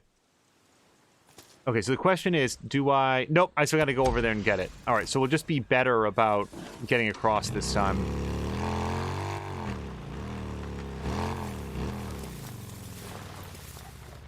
Star Trek Enterprise, and this is an example that I pull out all the time, but it's just... It is an example to me of... Wait, get back on the bike. It's an example to me of just how few shits were being given at the end of it. Star Trek Enterprise has a 2-part episode dedicated to explaining why Klingons in the original series look different than they do in the Star Trek movies or Star Trek The Next Generation. I cannot overstate how few people in the world cared about this. But, I mean, I guess the people who wrote Star Trek Enterprise cared about it because they did an entire 2 episodes about it. And for real, like, no joke, I have all the respect in the world for them because nobody needed to open that box. They could have just said, you know what? Don't ask any questions about it. That's literally what they did in Deep Space Nine. Commander Worf is asked point blank, Worf, what the hell? Why do these Klingons look like humans that have, like, bronzing oil just smeared on them? What's the deal? Micro recorders. Hold on, I'm not going to try to shout over this guy. Highway 97 yesterday. Did you see the size of that horde? Nah, man. I was catching some Another Z's. NERO injector. What is it with you guys? Look, I work the same number of shifts you do, and you don't see me sleeping all the time. Yeah, your gear's not as heavy. Anyway, it was over 300. feeling a little under Did the an weather. infrared scan. Jeez, that a lot? It means each horde is growing in size. I mean, numerically. Man, can you imagine being in the middle of that? Makes me gag just thinking about it. It'd be like being in a mosh pit in July, only with a bunch of Alzheimer's patients who never wipe their ass. Oh, Wait to crap. talk to you. Well, at least we didn't lose it. And also hello to I Want to Be a Giraffe. Yeah, everyone in the world had just sort of reconciled, like, you know, it's fine. Yeah, Commander Worf is directly asked about it, and his response in its entirety is, we don't talk about that with outsiders. And that's all he'll say. That is how the show decided to lampshade the fact that they were in an episode, Deep Space Nine, with old-style Klingons, and their response was, just don't worry about it. Just relax. It's fine. And then everybody just moved on and didn't question it from there. And that's where everybody was. Everyone was fine.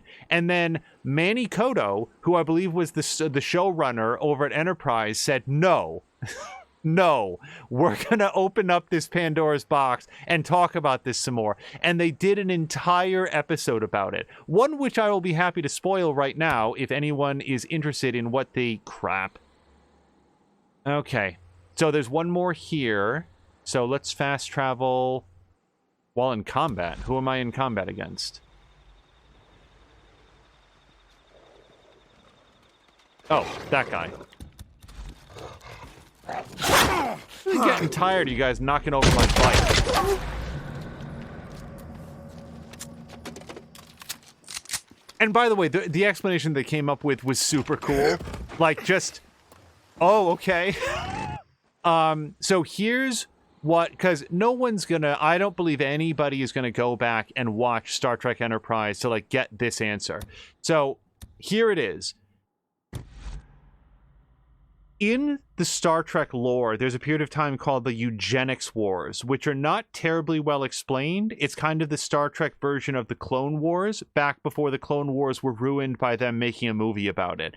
In Star Trek, the Eugenics Wars are broadly presented as being a period of experimental genetic manipulation of the human genome towards making human beings that were faster, smarter, and in these cases, more violent and more prone to insurrection, bucking orders, more independent, more prone to going Magneto and declaring that they are post-human and better than humans. And this was apparently covered in the Eugenics Wars. I believe this happened sometime after World War III in the Star Trek history. And as a result, all genetic manipulation of humans is strictly banned, and you are not allowed to engage in any sort of eugenics under any circumstances. And this is a topic that comes up from time to time within the Star Trek universe because the technology exists. There might even be cases where it would be helpful. I didn't. You know what? I'll take it. Oh, and that Rager is their problem. We're just gonna walk right past this. Let me get this NERO recorder because there's going to be some chatting, and then we will continue to talk about... Wait a second, he said he was going to talk about Klingons. Why is he talking about eugenics wars? Believe it or not, it's related. And that's what I loved about Star Trek Enterprise, like episode or season 4, season 5, whatever it was, because they just said they looked at the whole entirety of Trek history and said, whatever you want to do, it doesn't matter. We're throwing open the barn doors. You can have anything you want. Man, the check-in yesterday was a nightmare. Yeah? What happened? Man, they thought there was a leak in my suit. Kept me in decon for 2 hours. Oh, well, at least they cleared you. Yeah. Thank God. What was it? I don't know, a glitch on the onboard or something. Jesus. Can you imagine being terminated for a glitch in your onboard? No, but thanks for bringing it up. No problem. Glitch in the onboard. So what? Did the top brass blow you out of the sky to keep you from coming back and contaminating everyone? Oh, God.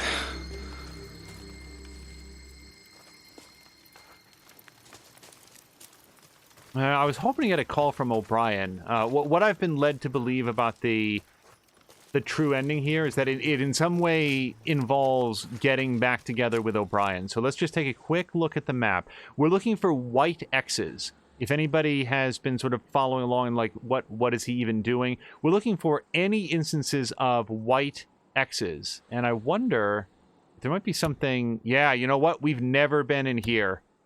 I bet there's one in there. Can we fast travel to someplace in this area? Yes. So, there's an episode of Star Trek Enterprise where they like... I want to say, and I might be misremembering how it begins. I mostly remember how it ends. I want to say that it begins with them like popping open a cryo ship or something. And there's a bunch of... genetically engineered humans from the period of time of the eugenics wars that pop out. Is that it? Crud.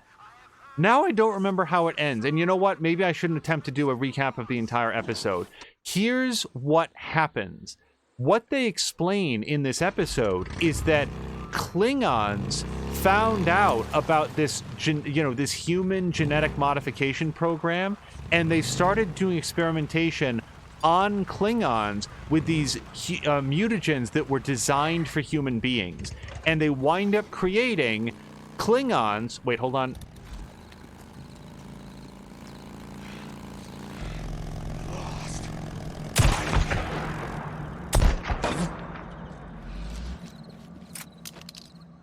Okay, whatever gets them dead. They wind up creating Klingons that lose their forehead ridges, and they just sort of look like regular-ass human beings with bronzer smeared all over their skin. And that's why there are Klingons in the original series that look like that.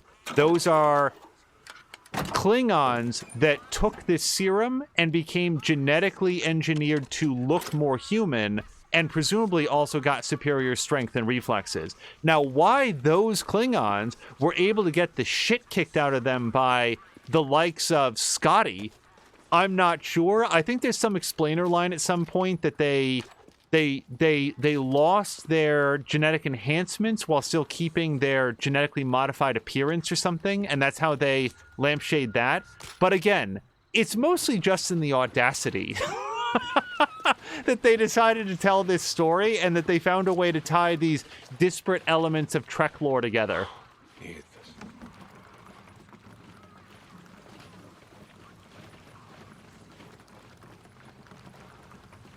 I'm trying to think of some of the other... I want to say that that same episode also had an appearance by, like, Noonien Soong's grandfather or something. Like, I mean, Enterprise got really intense.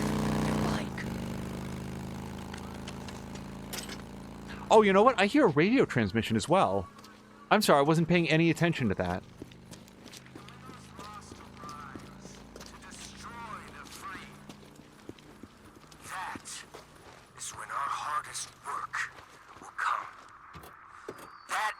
I'm sorry, Jesse. Rest in peace, brother. Interesting. That's fresh dialogue. If we'd found that prior to knowing about Jesse, I doubt very much that we would have gotten that dialogue.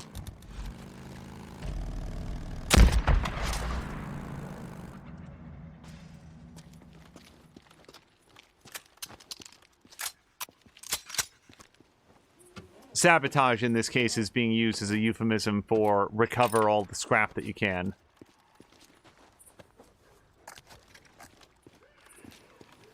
And by the way, Noonien Soong's like great-grandfather was played by Brent Spiner. Like, they got him out to do that, and he seemed to have a good time with it. I have heard, and the more I've heard this, the less likely it is, but I've heard that the names Khan Singh and Noonien Soong, both characters created by Gene Roddenberry, were a low-key attempt by Gene Roddenberry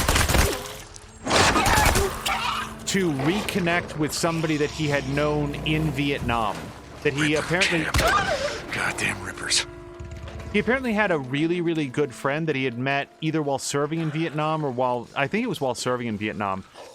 Named Noonien Singh or something like that. So...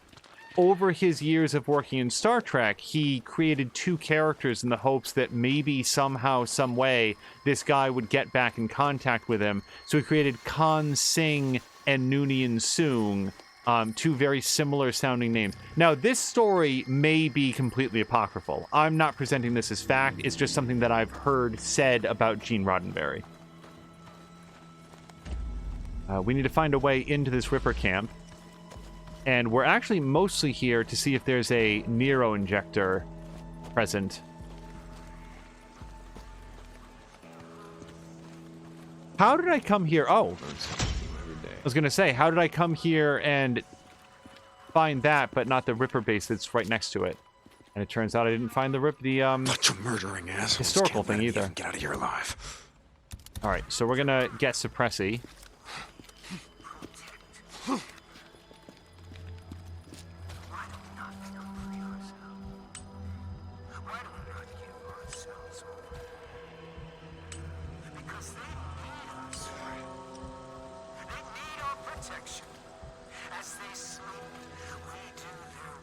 Okay, the snipers are definitely our primary targets because... Oh. Men, cover! Well... Come on, we can do... Let's do this.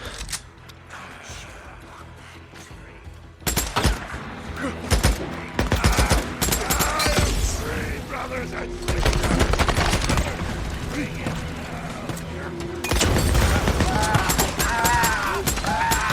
Crap!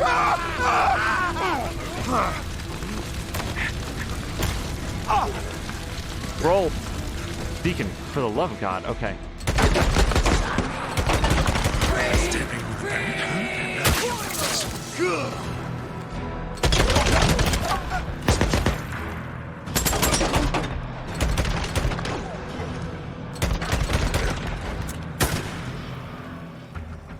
The thing that makes me sort of doubt that particular story about Roddenberry is the idea that somebody who was as famous for as long and as well regarded as Gene Roddenberry was had no better options to try to track down his dear friend than to name seldom mentioned fictional characters after him.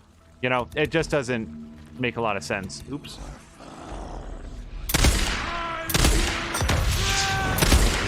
There. That don't matter. Not enough.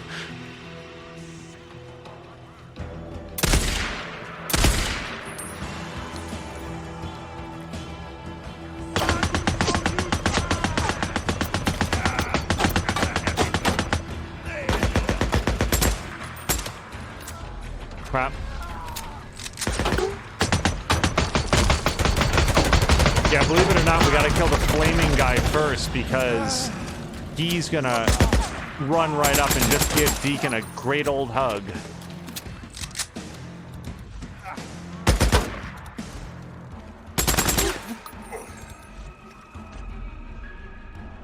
Okay, one left.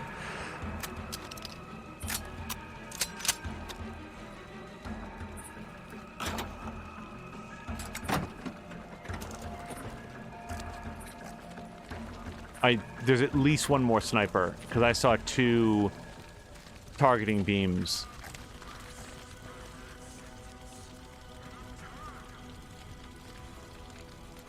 At least I thought there was.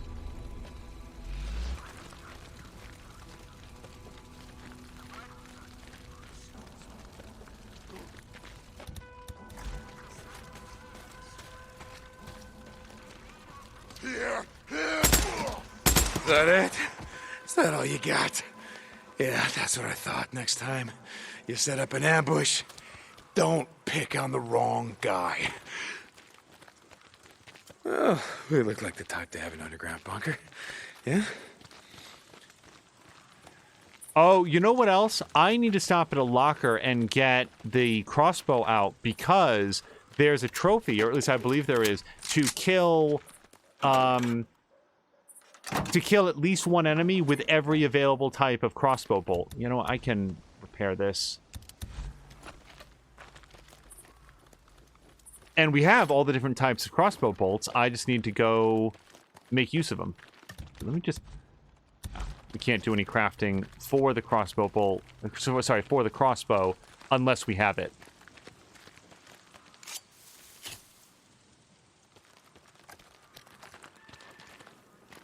Might as well see if there's anything in here. Sometimes you'll find a suppressor in here because it's basically an oil filter.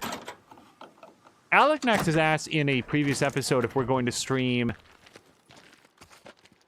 Last of Us 2 when it comes out. And the answer is I don't imagine so. I do intend to get it. I do intend to play it. The issue with something like The Last of Us 2 is so will everyone else on Twitch. It's going to be an incredibly crowded field, and I don't feel like people are necessarily going to come around this channel. They're gonna, you know, a lot of people are gonna go check out like the really, really big channels, which is fine. It's just I'm not in any particular rush to play it, especially since I feel like this game has really scratched that particular itch for me, at least for now, and I will probably want to visit... I thought there was another radio transmission in here, but now I don't hear it. And now I do hear it. There it is.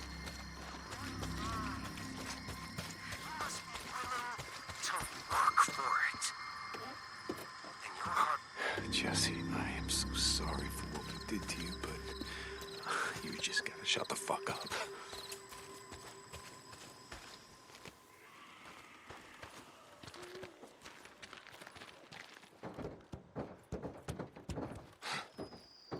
Now, we're looking for an underground bunker, and I investigate the bunker.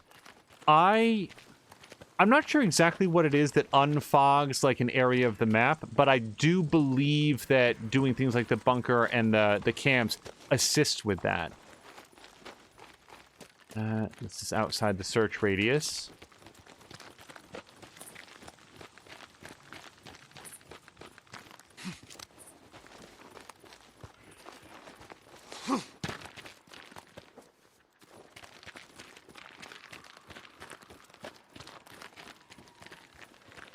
I'm going to start cleaning up all these X's because that'll be, you know, basically then if we see an X, then we'll know it's someplace that we haven't searched.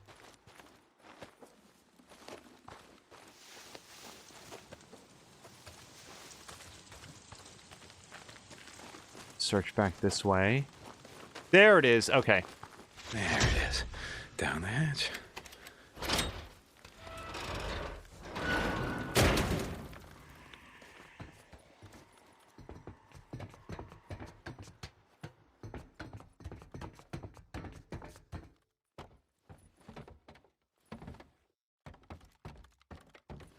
It'll be interesting to see if we get a crafting recipe down here, because I feel like Deacon's arsenal is pretty filled out. What do they got here? A map. Yes.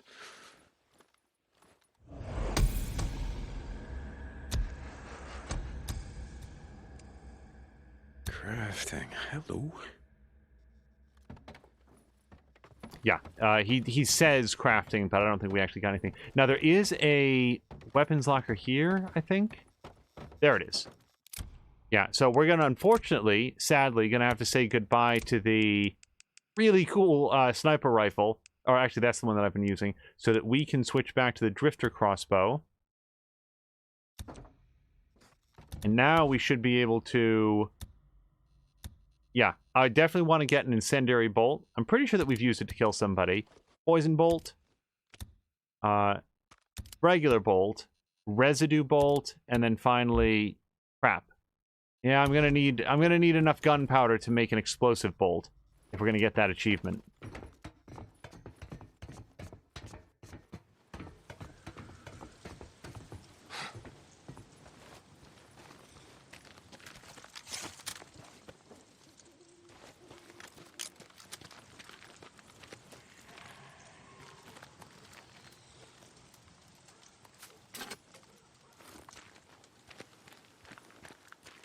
Okay, that's all the looting to do.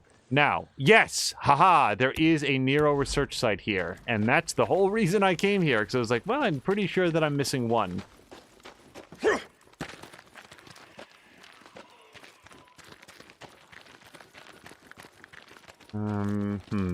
you think I can climb up here on the truck? No. Do you think I can push the truck closer? No.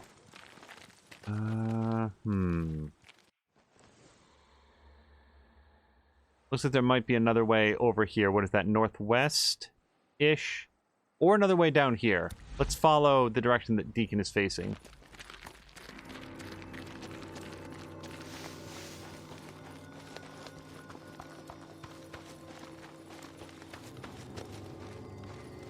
Making sure that none of these dark spots are caves, they're just shadows. That doesn't seem very traversable. Now, we started this stream because, at the moment, no one had been on. I'm hoping... I can't climb here, can I? No. I'm hoping that Tashir, SG Tiffany, Patikan, Toxic, Sanka UK, Sunny Panda, that other people will be on and we'll have somebody fun to toss to when we're done. But we're, the whole plan is to sort of wrap up our time with Days Gone. Oh, maybe you jump from here. Maybe it's like there's a jumper over here. Let me go get the bike. Yep, that looks like there might be some sort of a bridge. Let me go actually look at it first. Oh, Papalaco should be on. Yeah. Good point.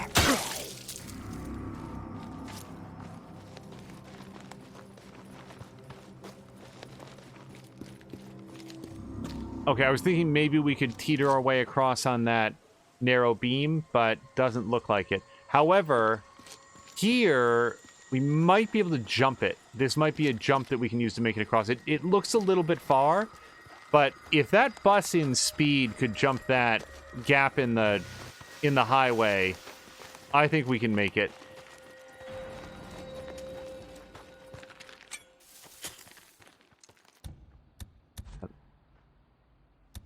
So I don't actually remember which bolts I have and have not used.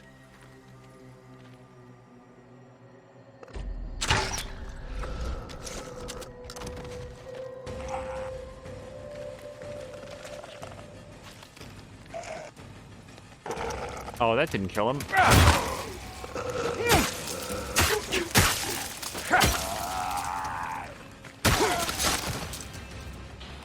Okay, I'm gonna have to find a weaker enemy than a Reacher to use the poison bolts on. Either that or whack him several times with an axe and then poison him.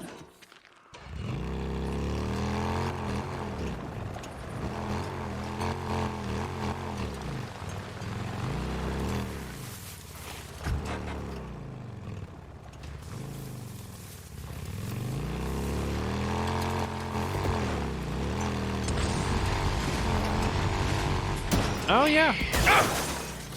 Except for that crash at the end, it went great. The residue bolt we've used a whole bunch. Pretty sure poison bolt is on the docket, too. Wait, everybody's dead.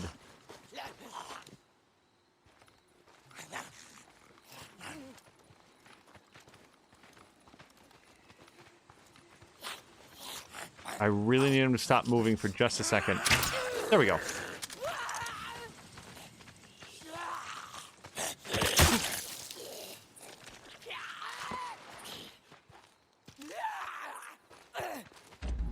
She dead? What is happening? We've never used poison bolts at all. I wonder if the poison will spread to others in the vicinity. I'd love to test that out. So, before I do anything else, let's just check. Yeah, I think it's under progress. Maybe not. Trophies?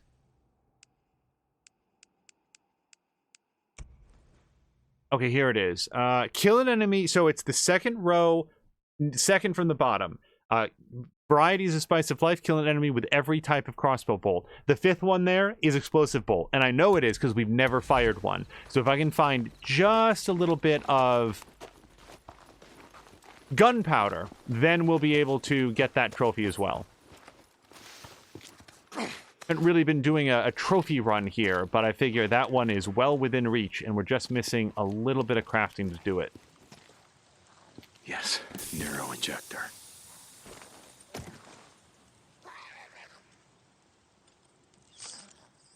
An apple a day.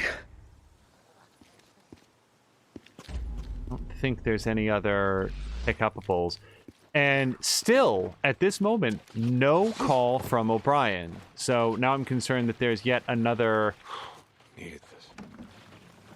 That should be it. NERO site around. So let's look at the map. And better than that, let's look at the trophies again. Because maybe there's something on here that shows how many there are.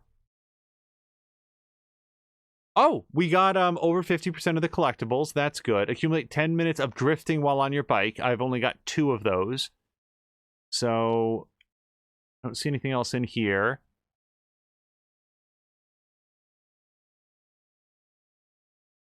Unlock all patches. I have 0 patches. I don't even know what that means.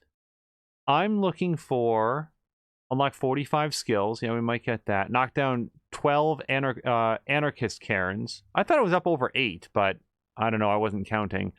Gain the allied trust status with 3 different encampments. So if I can do that with 1 more, I'll get that. I have 163 collectibles, which is not 75% of them yet. And what I don't see is collect all NERO injectors. Does anybody see one for NERO injectors? Let me go back a page.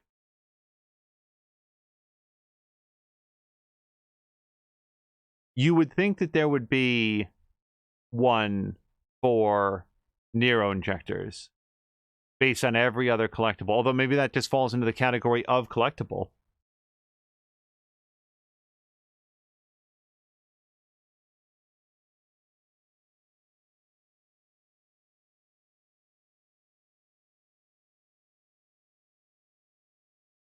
Not seeing it. Okay.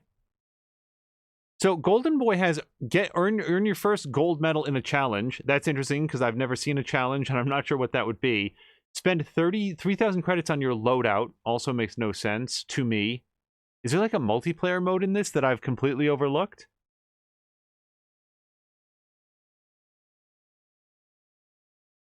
Huh.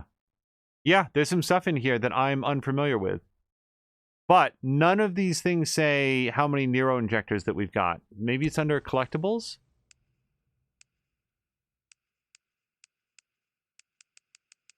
Biology, historical markers. Oh yeah, look. We do have some missing ones there. Tourism, RIP sermons, Colonel Garrett speeches. How do we not have all of these? What Colonel Garrett speech did I miss? Lab notes, Radio Free Oregon, NERO Intel, and then characters.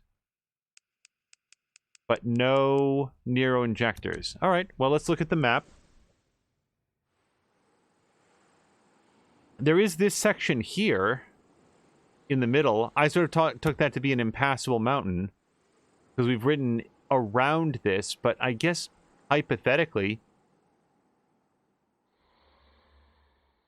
there could be like a cave there, maybe? Let's see if we can fast travel to someplace close by. Go check that out. I honestly thought this was going to be 4 NERO camps and then on with the story. We're 2 hours in, and we're still trying to find if there are more NERO camps.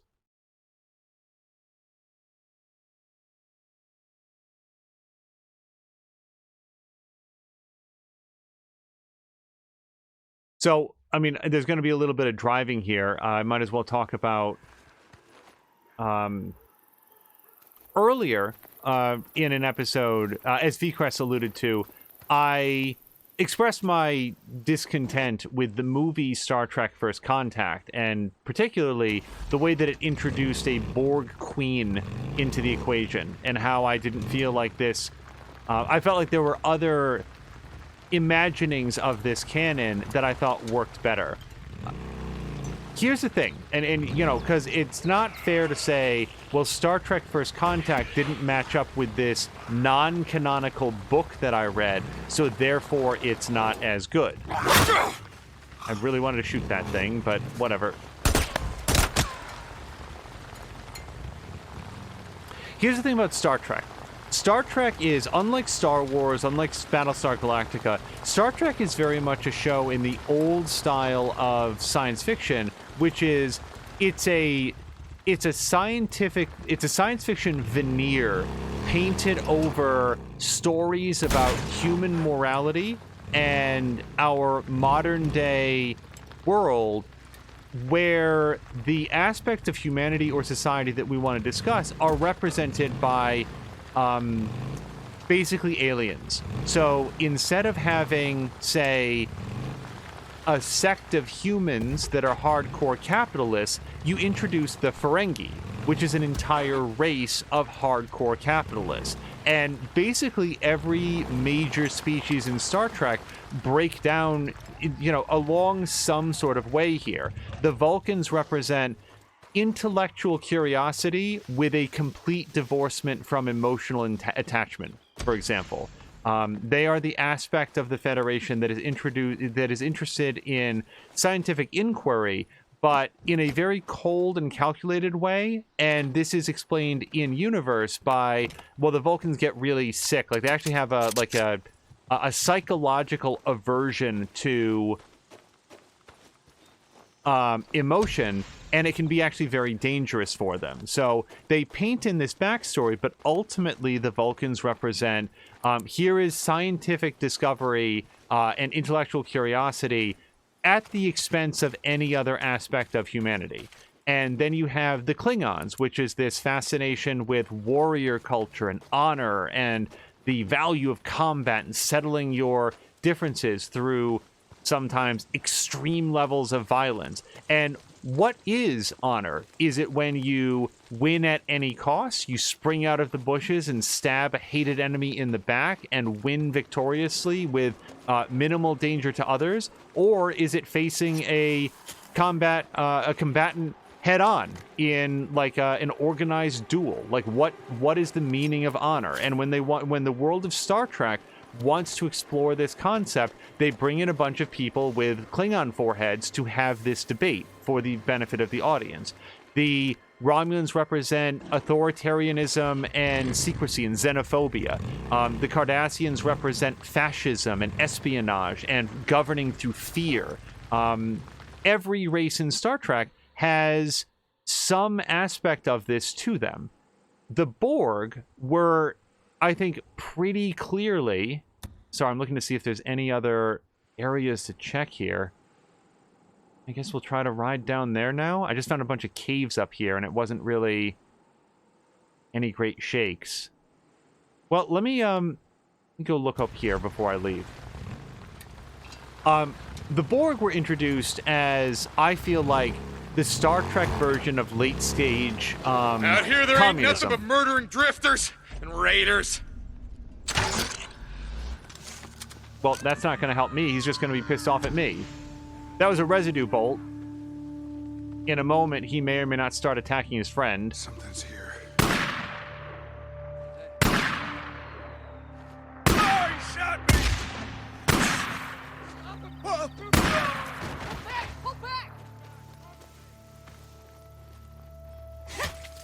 Yeah, we're just going to let this play out for a second.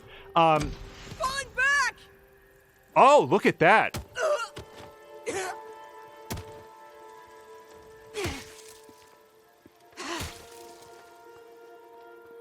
All right, well done. Allow me to give you your prize. Men coming! So, within the Star Trek universe, the Borg are communists. They are from each according to his ability, to each according to his needs.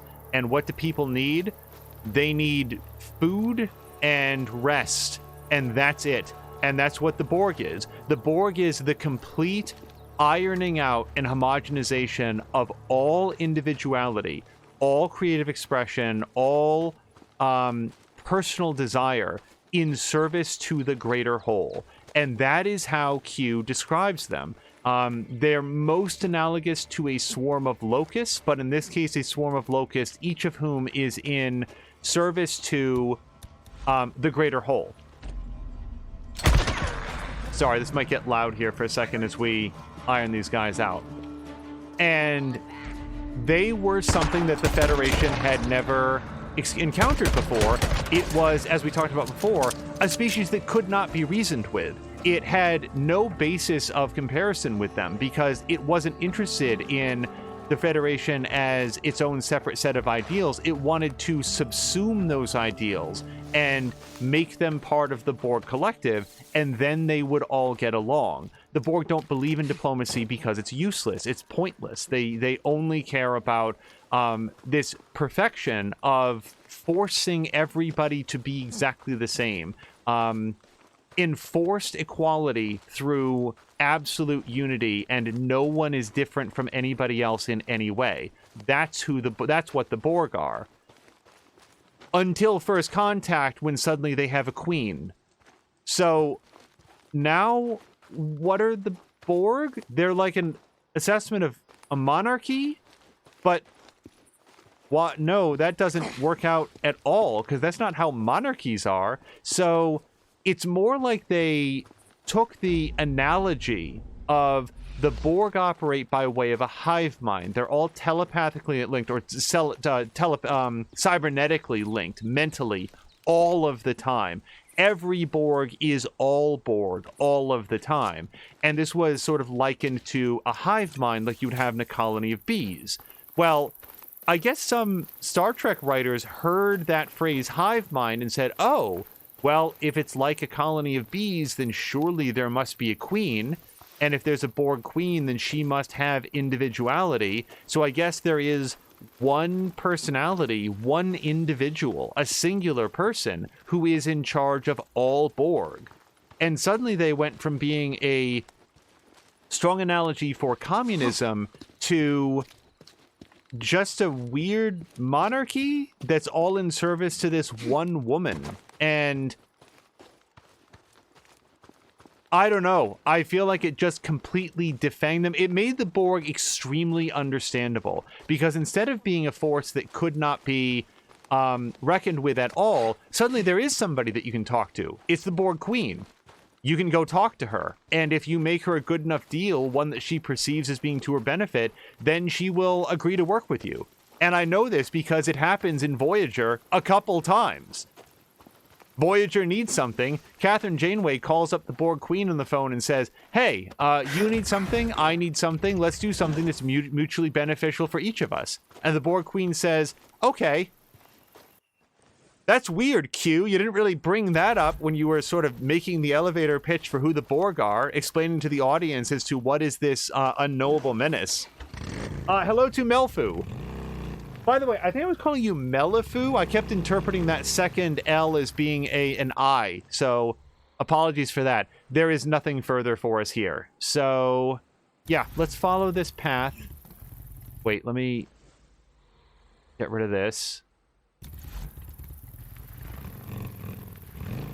And to be clear, I had a lot of, like, scripting problems with First Contact. I feel like I'd need to see it again to go into it.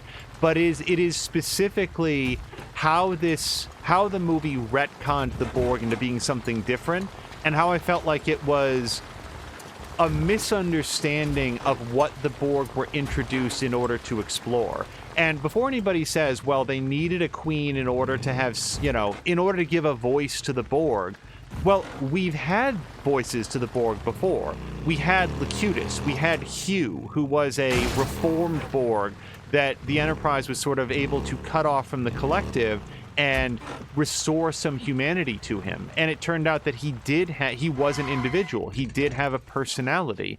And this was something of a revelation at the time, that there is a person underneath... On the road. Oh, crap. Shit. Oh, no, he's got me dialed in. Okay. I thought maybe I could stop here and get some of those crafting supplies, like gunpowder that we need, but we're going to have to deal with that sniper before we can do anything.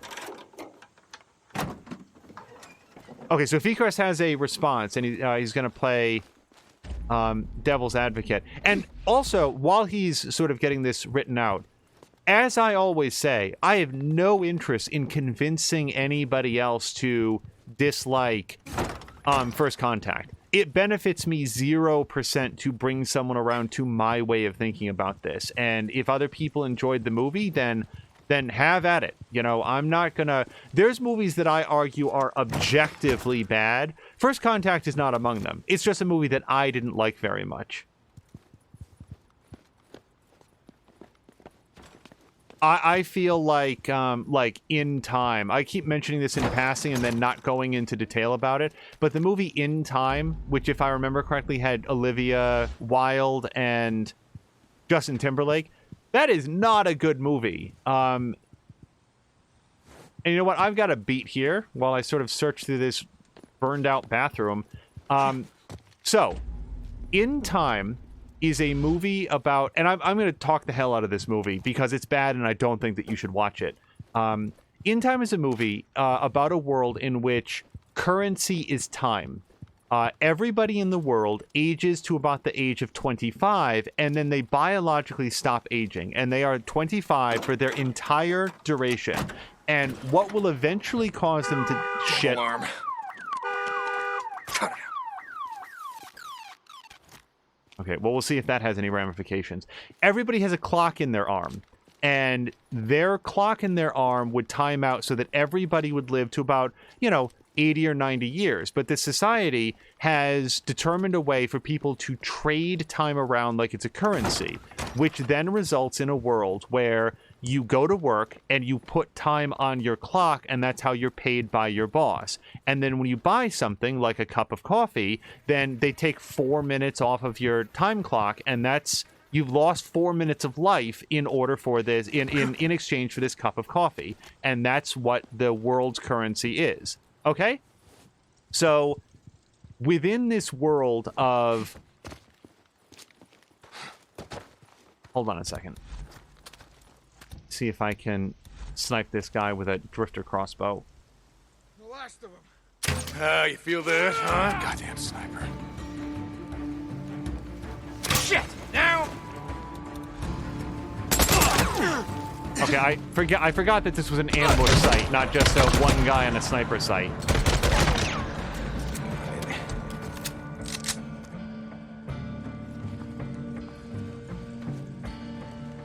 Oh, okay. Let's pause for 1 second, because this is our post-stream. I feel a little bit more comfortable pausing things in service of the conversation. We'll talk about In Time in a second. If the Borg are meant to, this is Feecrest, if the Borg are meant to represent modern day communism, I would suggest that it's more like ultimate late stage push to its extreme communism, similar to how the Ferengi are like super late stage capitalism. But it's not accurate to have one leader, even modern day communism. Hold on, I'm missing this. It's not inaccurate to have one leader, even in modern-day communism, is still often led by a strong man who's often shrouded in secrecy and intentional misunderstanding. Also, Q never really went into detail about the true behind-the-scenes workings of the Borg. He was trying to make a point that humans are not ready for what's out there, not so much what the Borg were. It is also true that, I will cotton to the fact that Q was also a known liar. We can't necessarily take everything that he said. And I am all for retconning things in service of a better story. In the specific case of the Borg Queen, I feel like things were retconned in service of a story that I did not like as much. So I'm not trying to, I'm not saying, no, it must be as Q said all the time. And for the record, I was just ball busting. I love discussing this stuff, not arguing. Yeah, fair enough. Alec Next is about to fight some Flood in Halo, so good luck with that. And then Fequest says, perhaps the Borg are meant to be an analogy to communism, and that true equality is not something that can ever be achieved. Well, I mean, the way the Federation is... What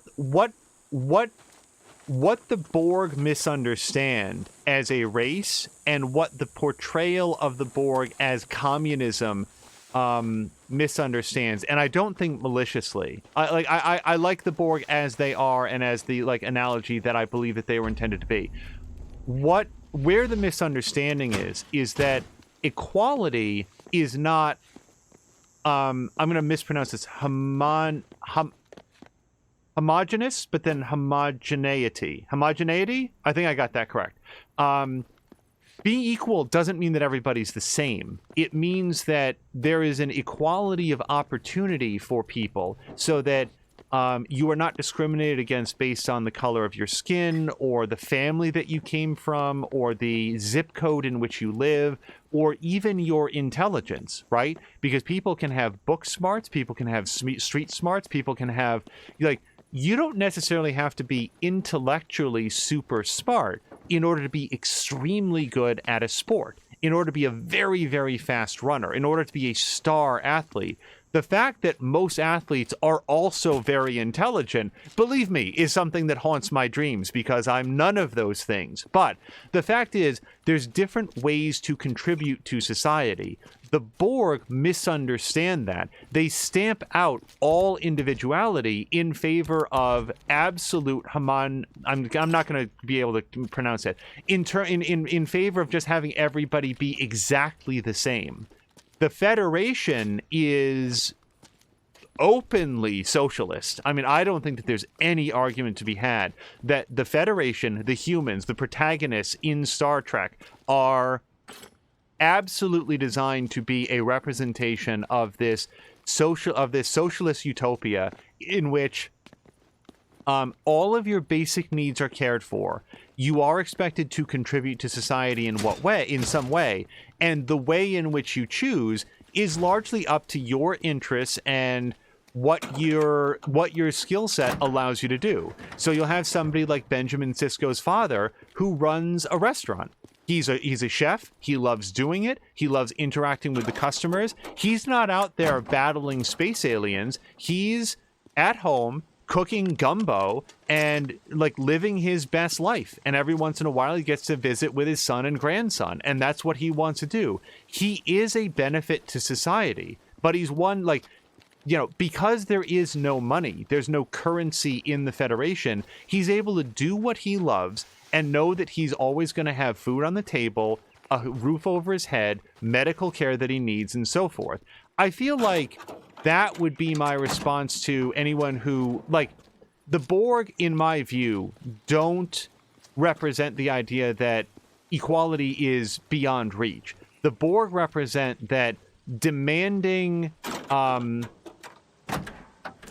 identical outcome for everyone all of the time with no individuality, that's what gets you the Borg. Not seeking equality, but seeking enforced adherence to whatever they decide social norms are. And by the way, Fequest, at no point did I take it as anything other than just good-natured ribbing.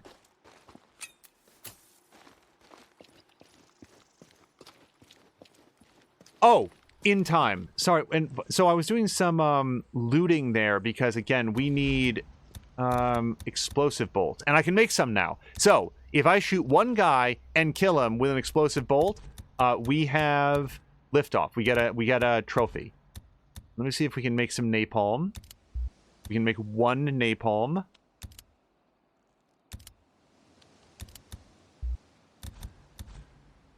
Boy, remember when all of my crafting things were completely full?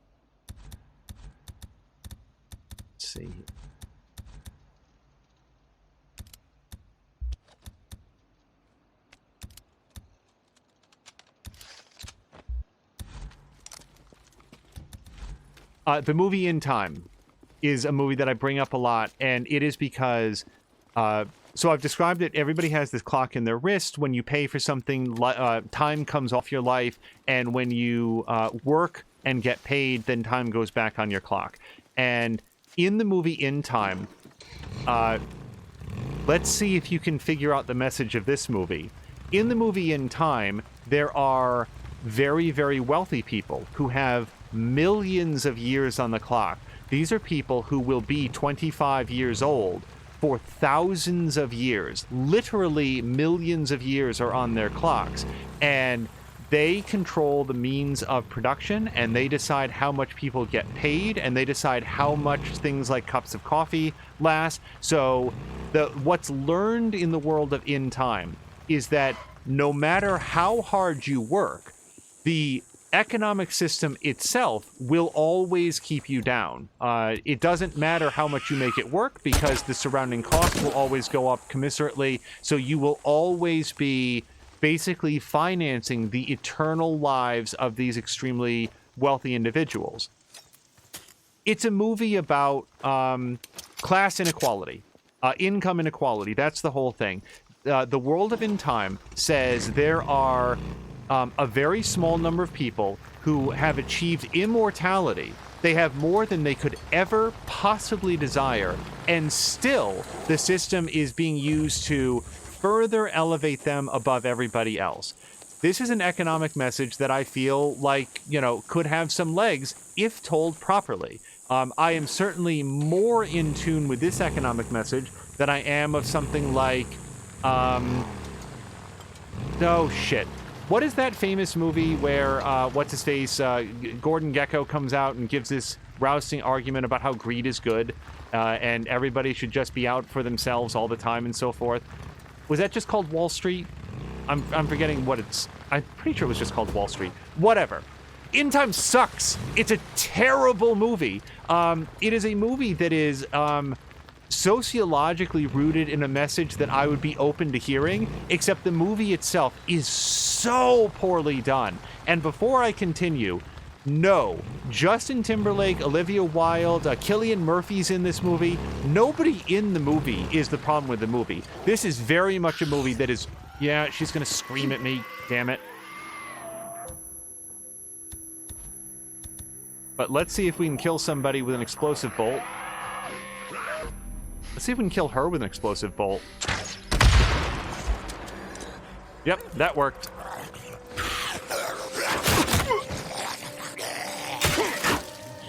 However, I did not see a trophy pop, so hold on one second. Trophies. Whoops. Go up. No, we got it. Okay, so it doesn't visually pop up, but we still got the trophy. Wall Street, Crest is saying. Okay, good. In Time is a very bad movie, and to give you a sense, the movie becomes centered around the fact that Justin Timberlake, who is the protagonist, becomes so disenchanted with the fact that his hours are being cut down, the economy is in his time economy is in shambles, he can barely make ends meet. His life was mortgaged by his parents because their lives were so short, so he basically started life as a deficit because he comes from an economically disadvantaged home. I mean, there's a lot of very clear and direct analogs to modern day society, and this is a story that should work.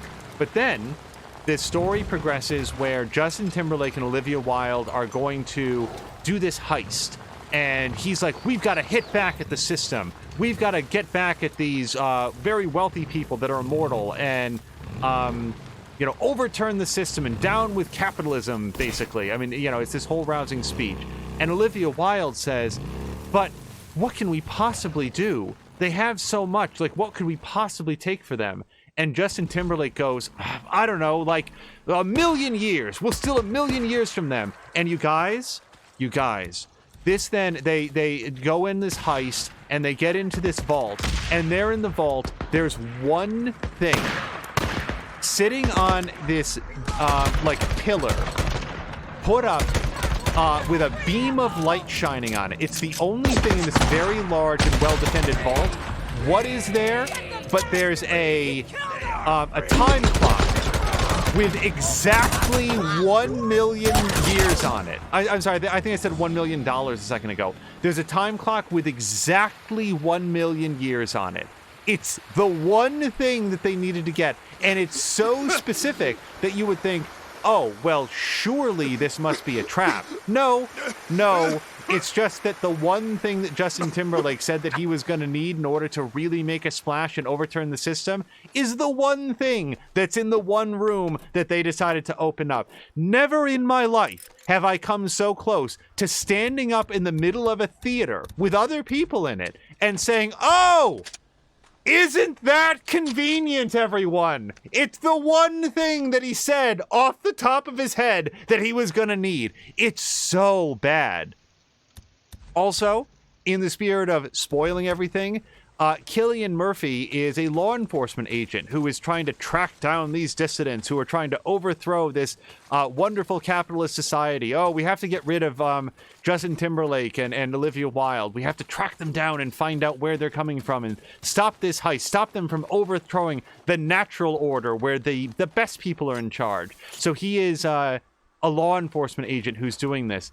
You want to know how Cillian Murphy winds up dying in the movie? You want to know what the end of that character is? He forgets to cash his paycheck. He runs out of time on his clock because he doesn't hold the thing up to his arm and recharge it.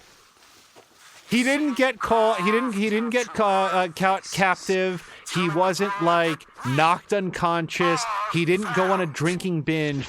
It just didn't occur to him to put the fucking clock on his arm for 5 seconds and get like 2 more years on his clock. Actually cash his paycheck. It's so stupid. The best law enforcement agent on the land, and that's how he went down. It was embarrassing. I felt embarrassed for everybody in that movie because all of them were capable of so much better. All of them have been in better things. And so in time, I'm actually really glad that I saw it because it is a useful tool to me to say that when what brought it to mind the other day is, let me finish a thought that I'd had yesterday when we were playing this game. And I started to say it hasn't gone unnoticed, but then I kept getting interrupted by awesome plot developments. It has not gone unnoticed to me that in the world of Days Gone, Mark Copeland will come on the radio for some Radio Free Oregon and go on for 4 or 5 minutes sometimes, it feels like, on his mainstream right-wing talking points, at least as they existed at the moment that this game was created. And then in response to this long-form screed by David Copeland, Deacon St. John will have like one line like, yeah, I can cram it with walnuts, ugly. And that's all the response that we get. There's no actual pushback in the plot or story to any of the things that David Copeland says. It goes mostly unchallenged. I am okay with that. Like, I suspect that some of the people that worked on the writing for this game may actually hold some of those views. And I am okay with that. I don't agree with them, but the fact that they use this game to present some of those views in a way that feels organic to the story, but is not heavy-handed and overwhelming, and it's not like poisoning any of the characters or anything like that, like happens in Time, I may not agree with it myself, but if anybody who worked on the production held those views, I do not begrudge them for the way that it's implemented in this game. And that's the difference between this game and In Time. I did not like In Time, even though I feel like there's a story there that could be told well. They told it very badly. I was very bored during the movie and thought that it was filled with plot contrivances and things that were way too cute by half. This game has some what feel like right-wing leanings, and I am not going to complain about them. I don't agree with them, but I'm not like angry at the game or the people that made it, in the way that I'm kind of angry with the people that made In Time, because, yo, like, learn to write. Oh, no. Hold on a second. One of the camps can use this.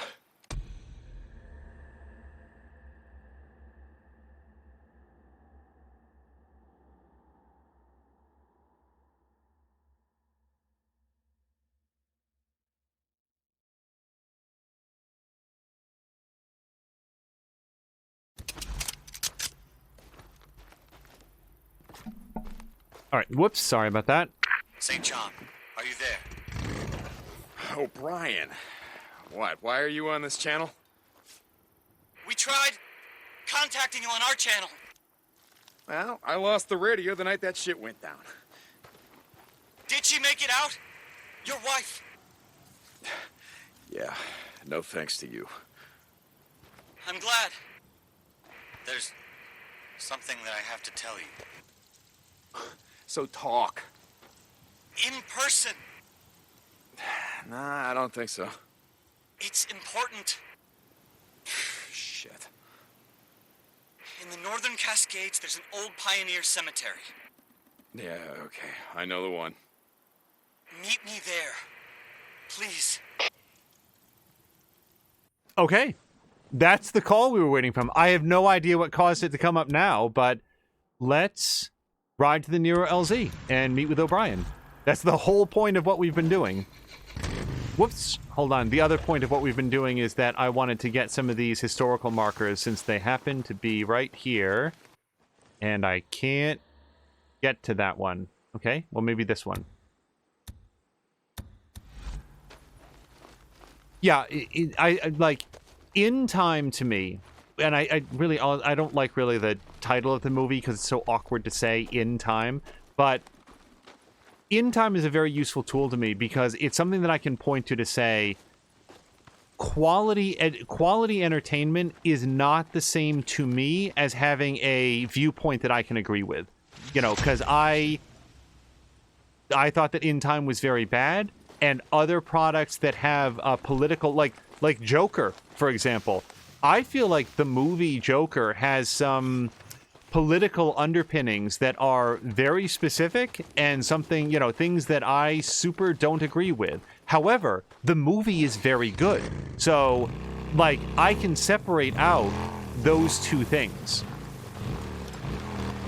And In Time is always, because it's just so on the nose. Everything in that movie is so, like, in your face. Let's see if we can fast travel, because it turns out the Northern Cascades are quite a distance. Yeah, here we go.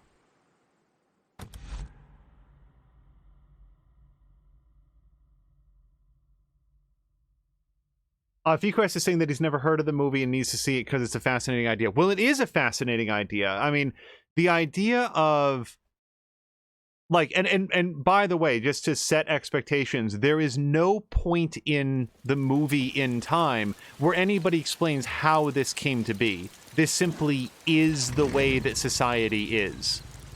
Hold on a second. Where's the base? Oh, wait, this is not a base. I've arrived here with little fuel. But I guess we're just gonna keep riding and see what we can find. Like, it's not like In Time opens with, like, a crawl describing how, like, society became this way. In Time is it's a science fiction conceit that has been set up in order to tell a story where the amount of money that you have, the amount of currency that you have, is literally the amount of time that you have left to live. And even in such a society, the super wealthy will think nothing of expending the lives of others in order to further enrich themselves. That's the message of In Time, and it is very, very poorly told and executed. If you do decide to watch In Time, P-Crest, I suspect that you will be very bored. And it's also just the amount of talent that it squanders. You know, is Justin Timberlake one of the world's greatest actors? I don't know, probably not. But then again, I wouldn't have thought that Brian Austin Green could be a really likable actor until I saw him in the Sarah Connor Chronicles. And he was awesome in that show. So, people can surprise you by reaching outside what is established as their primary art form to do something brand new. Steve Martin is like a master class banjo player. You wouldn't know that necessarily unless you've seen him do it, but he's, whoops, almost crashed that tree. He's a super good banjo player. I'm not, hold on. All I'm saying is that Justin Timberlake was not the problem with In Time. It was whoever wrote and directed the movie. And that's my screed on In Time.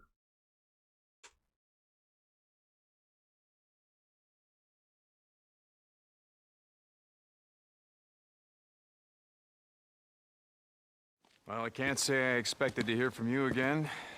What is it this time? Believe me or not, I'm glad to see you again. That night at Wizard Island didn't seem to go well. What can I do for you, O'Brien? I'm here to warn you. Warn me about what? You remember? I told you the infected were evolving. Right, yeah, freak's a freak. What the hell do I care?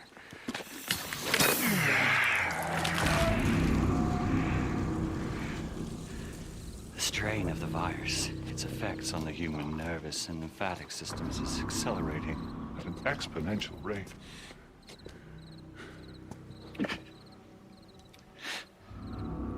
They knew all along, of course, that it was happening. The men above me. That's why they were so cautious, so secretive. Come on. I'm sorry. There's nothing you can do to stop them. There's nothing anyone can do.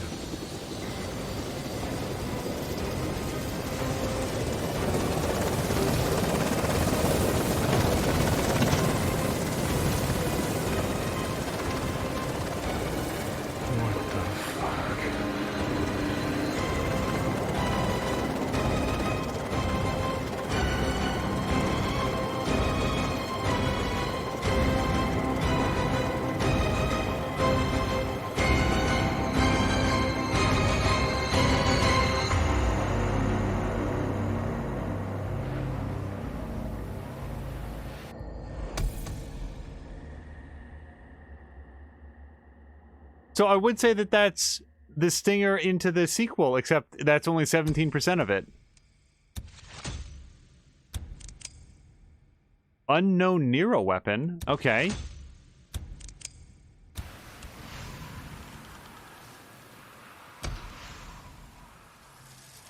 Okay. This is Radio Free Oregon.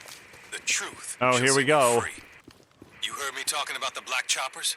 NERO choppers? Well, none have been sighted in days. But don't cool your heels just yet. NERO isn't done, not by a long shot. With NERO out of the skies, that can only mean one thing. They got what they're after, and they've all flown back to their coops. This is the endgame, friends. Feds have had this plan ready long before the freaks. Now, they're gonna roll over.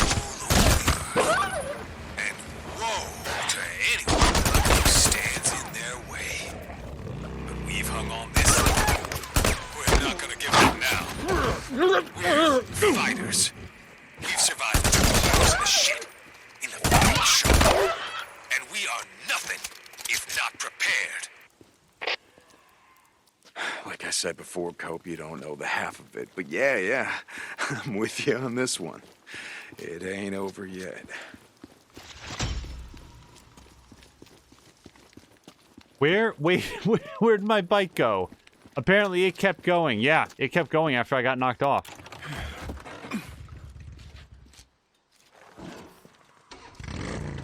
So a long string of numbers says you got the secret ending also. Well, I'm working up towards it, I guess. Alec Max, yes, you just missed an encounter with O'Brien in person.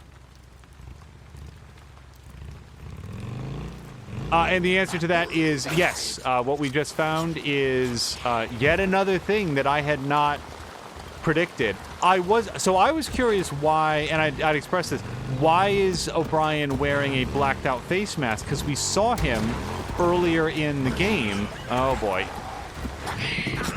So like, why are they playing coy with his appearance? And I was sort of thinking like, is he disfigured or something? Like, what would have happened? It did not occur to me that he might currently be infected. And apparently infected with a strain that gives him heightened physical abilities, but not... It hasn't, like, withered away his humanity just yet.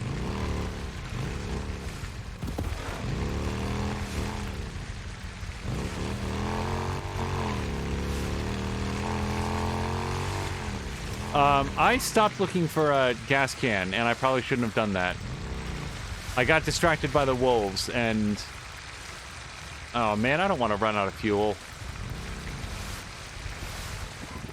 Hold on a second. There's a thing up here.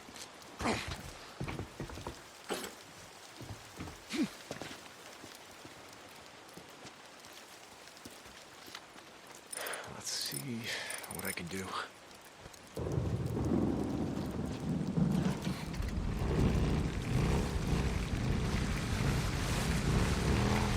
You're crossing the road 2 years ago. You would have gone splat. So I'm glad that we were able to find all the NERO NERO sites without, like, turning to a wiki or anything like that. I did not achieve a 100% playthrough of Horizon Zero Dawn because as much as I enjoyed it, there was one thing on the map, I'm trying to remember what it was called, like a crypt or a layer or something like that, that I just could not find. And I searched the map high and low, and I'm certain that it was squirreled away in some, like, odd cul-de-sac, and I could have looked online to find it, but ultimately decided, you know what, if I haven't found it during all of the hours that I've played, I'm not sure that I feel inclined to look it up. So I did not... Let's check the map. Is there any fuel? Yeah, there's fuel, you know, coming up. We can just coast there a little bit.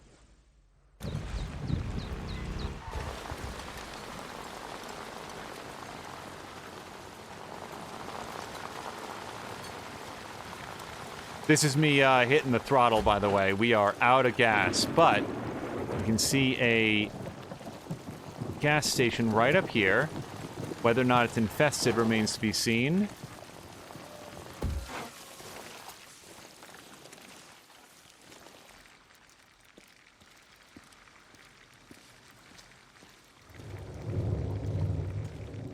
Should look for fuel. Yes, thank you, Deacon. Needed this.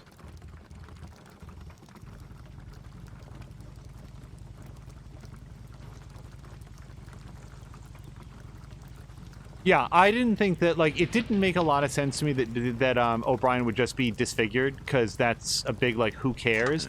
So it was also like, maybe they were just saving money on animating, but that also didn't make any sense, because, like, every other character in the entire game is animated. So, yeah, now we have our answer on that.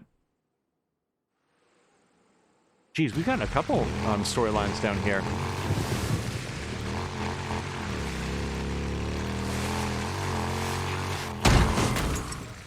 Great.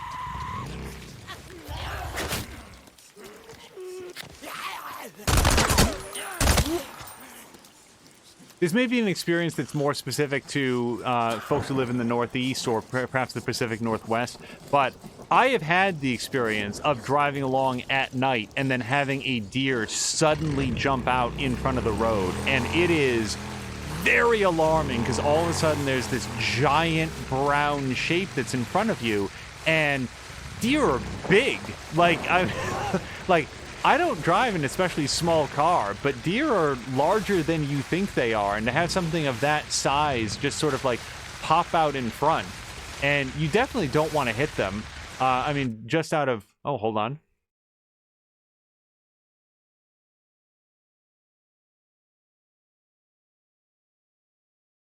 Alec Ness is playing Halo 2. I hope you have a good time with that. I remember feeling like Halo 2 had an abrupt ending.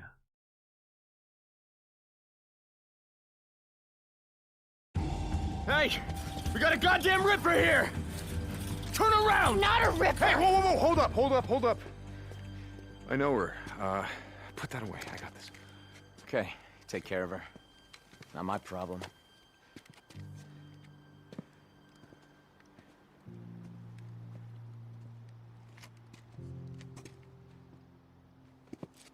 Is this your ride? It's a piece of shit, but it runs. Well, I don't know if you're sticking around, but I could have Ricky take a look at it. I brought some bounties to trade.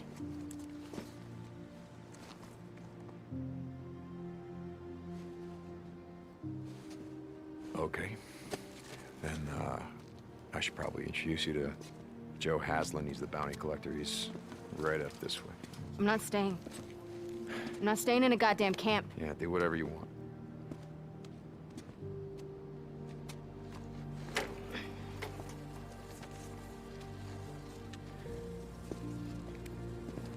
You know, while you're here, I'd like to introduce you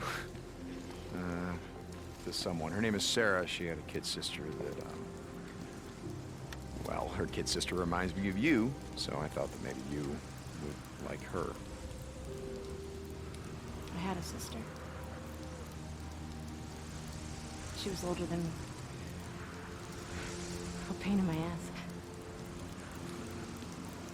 Kind of reminds me of my older brother, Boozer. A pain in my ass. Actually, he's not my brother.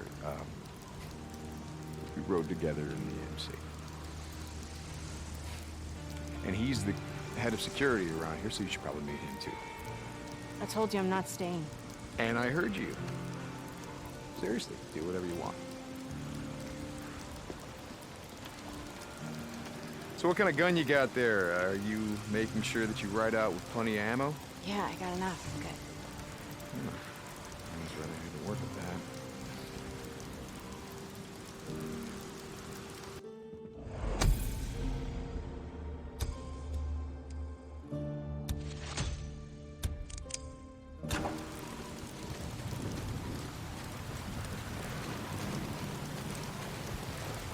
Deacon.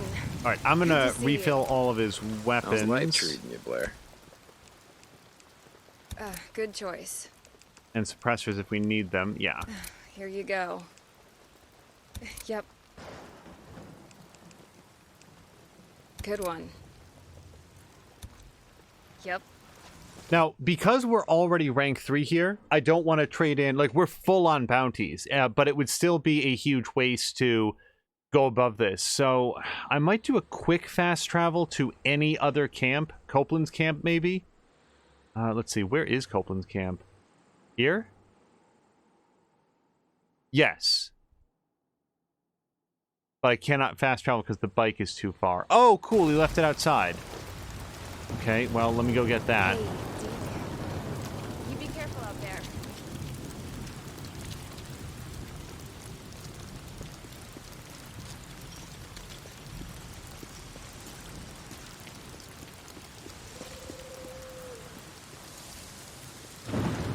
Alec Knights is saying that the reason Halo 2 had such an abrupt ending is because Halo 3 picks up directly after. Well, my understanding is that the reason Halo 2 had such an abrupt ending is because the development was severely truncated relative to what the developers had wanted, so they didn't really produce an ending for it. The game just sort of stops.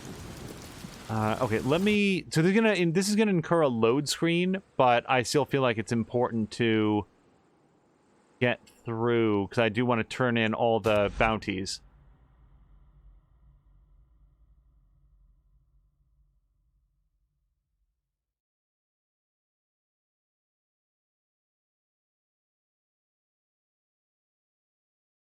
Yeah, I'm glad... who was it? It was... I think it was Null again? Who said, wait, there's a true ending, there's a secret ending, or something. Because I would have been done after the last episode, and instead we do find that there's all right. some more content. Open up. It's going, D. Hey, man. Well, if my bike is in range, yep, we'll refuel and repair. Done. All right. Where do I start? See you around, D. Deacon St. John. No problem. Hey, Damon. How's the gun trade going? Deacon St. John. How you doing, buddy? Jazzy, how's it going? Hey, Deacon. Hey, Deke, how's it going? Okay, now we can fast travel back here.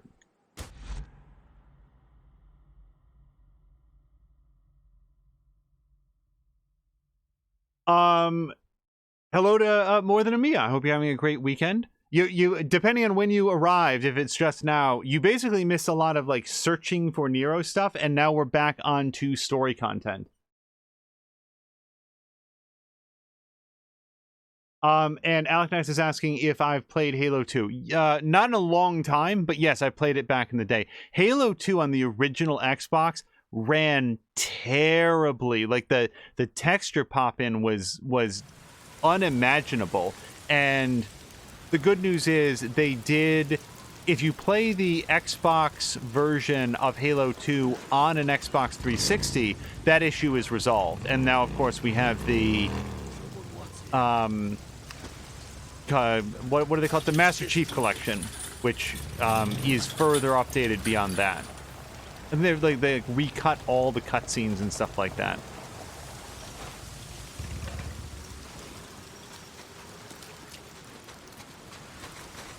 Good to see you, Deke. How's it going, Buzz? Where the hell's my ratchet wrench? You go through a lot of this shit, yeah? I'm here if you need me, man. Agnes is encountering some troubles with like the controller sensitivities in Halo 2. I wouldn't think it'd be the controller, but it might be something about the emulation. I don't know. If you're playing the Master Chief Collection on PC, then it might need like a different controller profile or something. I know that Feecrest, when he was doing Assassin's Fee, encountered a lot of difficulty with the older Assassin's Creed games and using his Xbox One controller because they just could not figure it out. And that's a limitation on the game. But people have made some custom controller profiles that allows it to operate properly.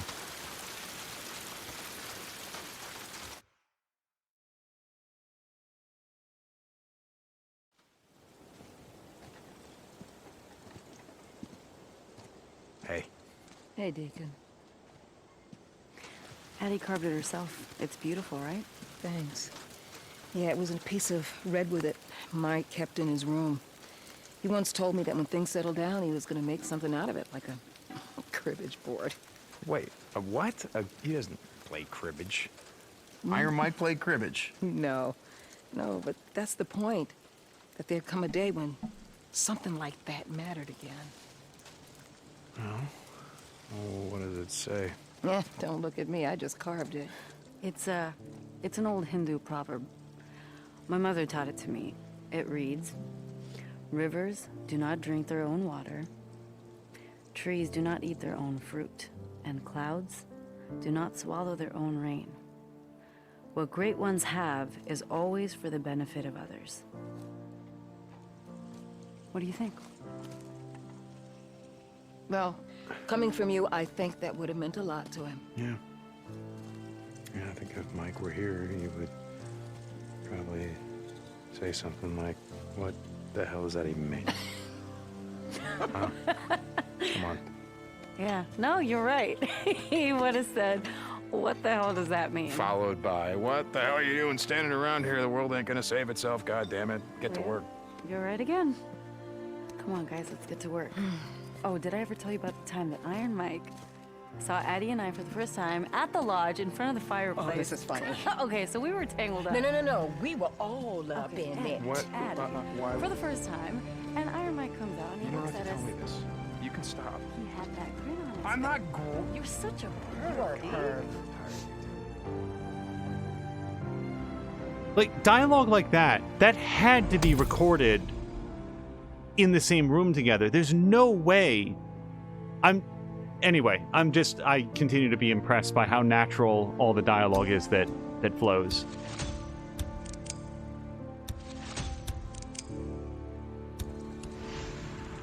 I feel like a lot of the textures haven't loaded in here, speaking of which. Like, look at Deacon's arm. That's not the tattoo he normally has. And this wood isn't looking great all of a sudden. I think that's a side effect of fast travel. Aleknax is playing original Halo 2 on the 360. Then in that case, I'm not sure what to make of the controller trouble, because that's how I played it. And it ran way better than it did on the original Xbox. All right, storylines. Let's take a quick look. Wait, where's all my storylines?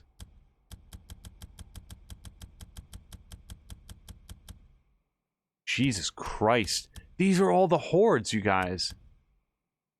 Return to Wizard Island and talk to Weaver. All right. Can I do it from here, or do I have to be standing next to the bike? Is it enough to be inside the encampment? Bike is too far.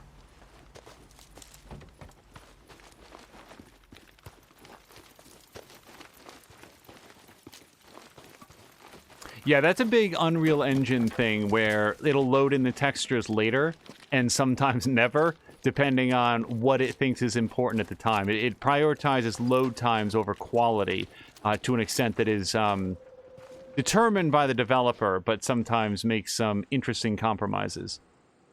Right, let's come down here, and we're gonna fast travel.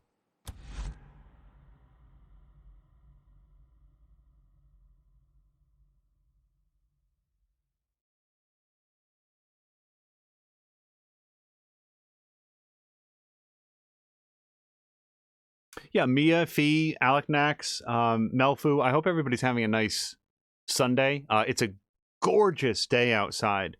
We didn't start streaming until after going to like the grocery store and getting stuff like that. So Open the gate. It was just chilly enough that like you might want a long sleeved shirt, and aside from that, just bright, sunny. The humidity's way down relative to what it's been recently, so yeah, it's real nice out. This is the other place that I might go to sell bounties, but I haven't picked up any since the last visit, so we should be able to just come straight over to Weaver, who is here. Weaver, what's up, man? Deke, I remember Corey saying you were pretty good at dealing with marauders back in the day. Yeah, I dealt with my share, yeah. I got a good one for you. A group of drifters was spotted moving down Highway 97. Evidently, they came over to Tealson Pass, the same way you came. Anyway, dude, here's the thing. They were scarred. The letters R.I.P. carved into their foreheads. Is that some shit or what? Rippers. You know 'em? Shit. We need you to track them down. We got enough to deal with around here without some goddamn cult springing up in our backyard. Yeah, trust me, you don't want Rippers starting up anywhere near you. Oh, God. All right, we've marked their position on my map. I'm gonna take care of them. My dude. Thanks, Deke.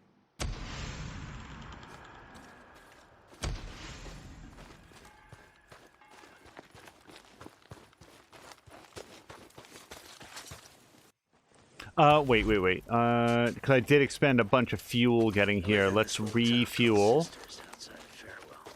I'm stuck on these bricks. Deke, hey man. So how's life without the militia? Oh, great, man. I kind of like Corey, you know? He was okay, but the Colonel, he was fucking crazy. I mean, he like really lost it at the end. Did you ever notice that? Yeah, a little. Well, I don't miss that shit. I kind of miss having the Lieutenant Whitaker around. She was a looker. Hey, whatever happened to her? No idea. See you, Deke.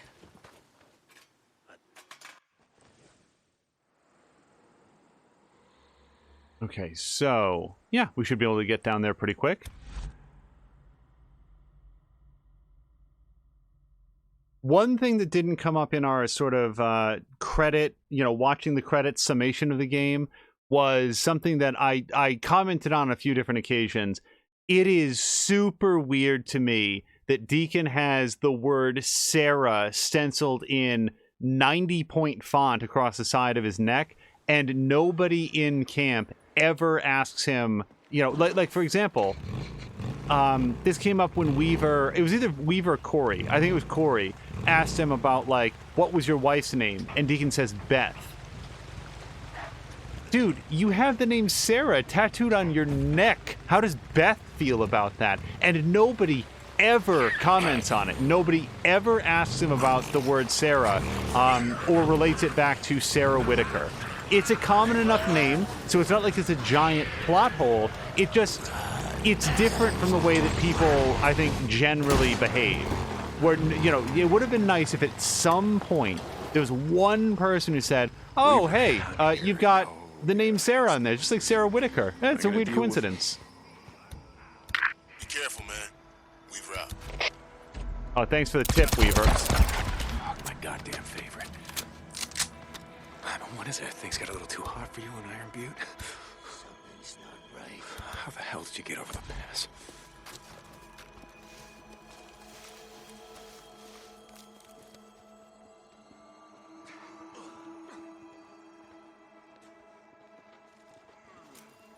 Something isn't right.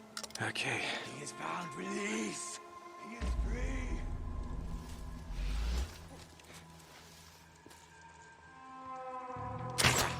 What? The pain will free us.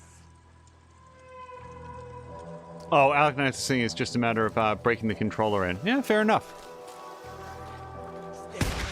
Gosh, it's been a really long time since I've held an original Xbox controller. Shadow. Remember me, assholes? Maybe head south, start all over again? No, that ain't gonna happen. Where's the leader? Where's Carlos? Oh, that's right, he's dead. I killed him, huh? Hear me? It was me. Deacon, I am trying to be a little bit stealthy here. Oh, but Carlos, he ain't resting in peace. He's feeding the fucking freaks!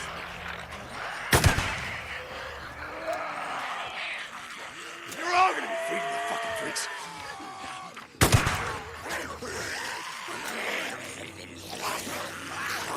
That's all. Fucking years.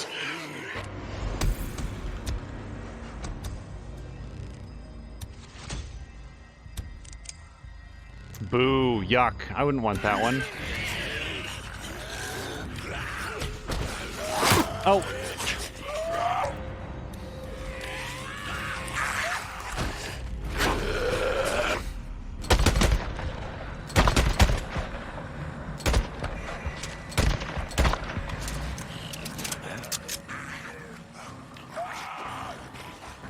Okay, I have no benefit to hang around here, so we're gonna see...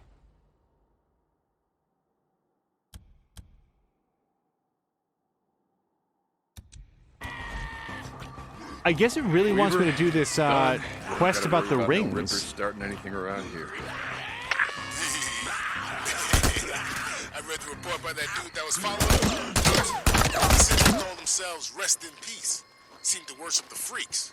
Strive to be just like them. That they were hopped up on drugs. How the hell did you know about them? Well, let's just say that I had a couple of run-ins with them in the past. Anything else, Weaver, while I'm out here?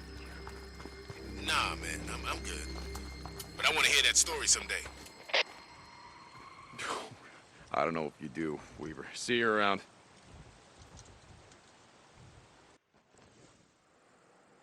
Okay, let's head back and see if we can find those rings, and then we'll see if that, prompts the next section of story.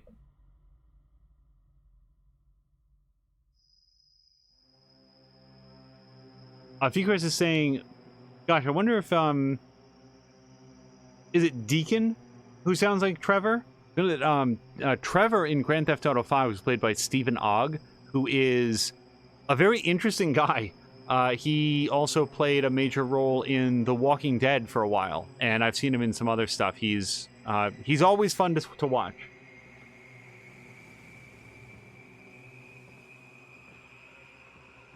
Open the gate.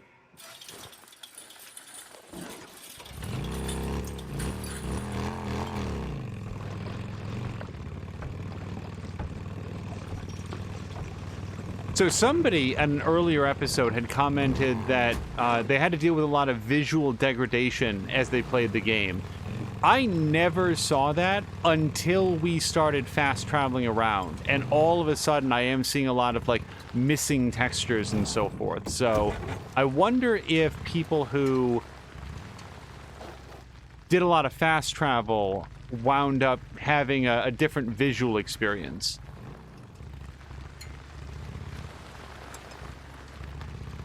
All right, well, Colonel Garrett's no longer around to complain about me just doing whatever I want on my motorbike.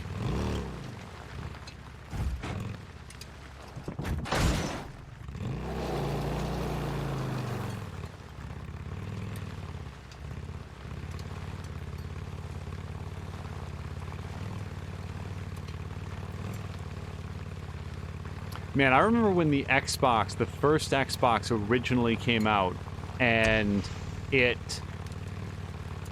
Like, I remember going to, like, a demo kiosk in the mall and playing Halo for the very first time, and I had to admit, the game seemed pretty cool. Like, it seemed like something that I would really enjoy playing, but Microsoft was a newcomer on the console market at the time, and I just had very little confidence that they were going to be able to draw enough developers in to build for them relative to what Sony and Nintendo already had. So I was very, very slow to adopt an Xbox, and when I finally did it was only after they had, you know, a bunch of games to play.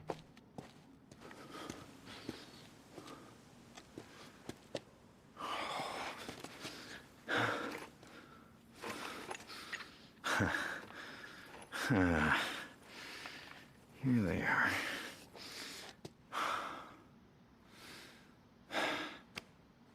Good.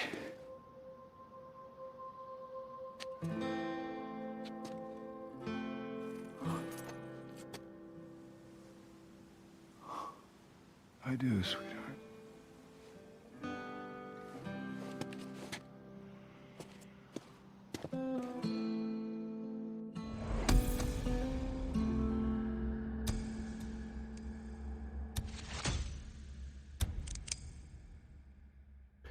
Oh, look, it's got a little picture of them. Yep, I'm going to switch out for that custom accent next time we're at a place. But there's just one problem. We are out of storylines, which means I've got to leave town. See if we can maybe ride up to Diamond Lake. So we've gotten a few achievements as we've gone. We should have the achievement for killing at least one enemy with every type of crossbow bolt. We should have the achievement for finding all the NERO injectors, if one exists. We should now have the achievement for having level 3 trust at least 3 different camps. So as post-story streams go, this has been pretty good. Also, I did see in that trophy list there is an achievement for, or a trophy for, finishing the game on like hard 2 or survival 2 in New Game Plus, which makes me curious what kind of benefits you're importing during New Game Plus. Hold on a second. Got a mechanic right here.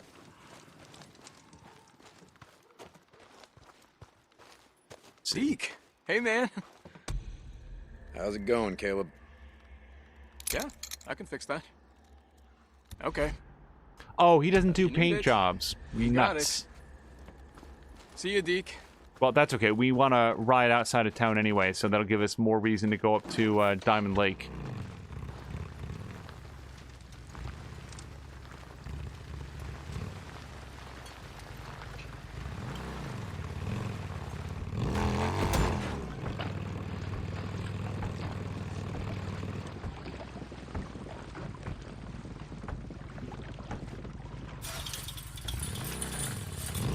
So as we're riding, you know, for a couple reasons, we didn't do a lot of shout-outs at the end of the previous episode. I would like to draw some attention to twitch.tv/TashirGames. He has recently released a brand new album. You'll be able to find that link at the bottom of our Twitch page as well as his. You can find that at twitch.tv/Tashir Games. That's TASHERRE Games. He Who Dies was hoping to do an evening stream yesterday. After we did our stream here, I zonked right out, so I did not have a chance to check that out, but that is my loss because He Who is great company and has been doing a lot of very fun both gameplay and artwork streams, and you can find him at HEWHODIES. More Than a Mia should be on streaming a little bit later this evening. Deke, this is Weaver. Hold on a second. Use some help if you're out this way. Weaver, hey, good to hear from you. Yeah, I'll see if I have time to stop by. You like that? Also, I'm not sure if it's related to the time of day or the fast traveling or what, but lots of frame rate drops all of a sudden. Really didn't have a problem during the entire main game, but here, really starting to notice that. But yeah, More Than a Mia should be streaming some more Graveyard Keeper tonight. Hey, Deke. How's it going? So, no more militia, huh? How's that going? I kind of miss it, to be honest. Being a sergeant and all. There were some nice perks, you know? But what the hell, life goes on. Yes, it does. See, it didn't take you long to lose the red armband. I guess I don't blame you, you know, with everything that happened. Look at that. We get a Deacon and a Sarah on one side, and this is Sarah and... Oh, look, yeah. Sorry, it's a picture of them kissing. Yeah.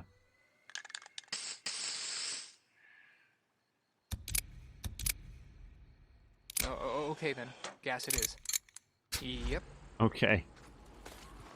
See you, Deke. I don't think I need much in the way of fuel, but let's check real quick. How you been doing, little buddy? Hey, Bergie.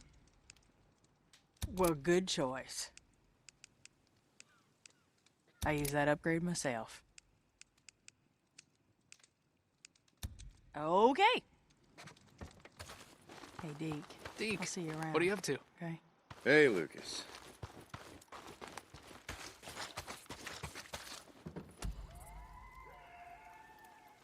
That's all I got for now. Like 4,200 experience to reach Trust Rank 3.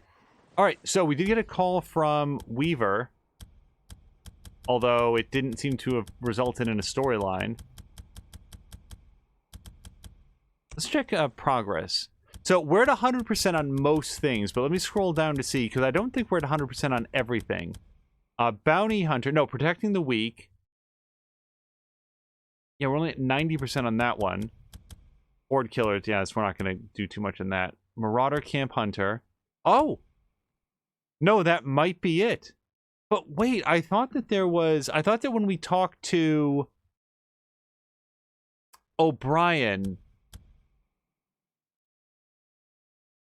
there was something that was only at like 18% or something. Huh. How you doing? What's up, Lucas?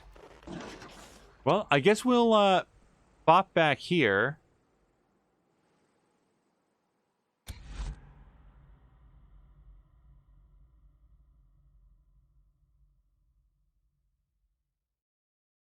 Twitch.tv/Patikin will be continuing his full-length playthrough of the Uncharted series. I don't know at this instant if he has started up his playthrough of Uncharted 3, but Uncharted 3, much like this game, rather unfairly maligned, in my opinion. I enjoyed Uncharted 3 a great deal, and frankly, it's not so much that I disagree with the criticisms of it, as I flat out don't understand them. I did not perceive any quality difference in between Uncharted 2 and Uncharted 3. Like, I think I liked Uncharted 2 better, but that's just, it felt like personal preference, not like Uncharted 3 was diminished in any way. Weaver, what's up? Hey, Deke, what's up? Hey, I gotta ask you, is the Wizard Island... Sorry, your old lady, how's she doing? She still working on her research? And you know that I know, right? That she wasn't working on no fucking weapon. No, Weaver, I don't know what you know. I only know that you asked for my help, and here I am. Right, man. Whatever you say. Hey, some bad dudes have set up camp southeast of here along Highway 97. They're killing us, hitting our supply runs day and night. They got a pretty solid setup, too, on the roof of an old gas station. I've marked it on your map. I thought of you because you can go in quiet. Take them out before they know what hit them. Huh, well, thanks for thinking of me, Weaver. Yeah, I'll do what I can. Thanks, Deke. We appreciate it. You got no idea.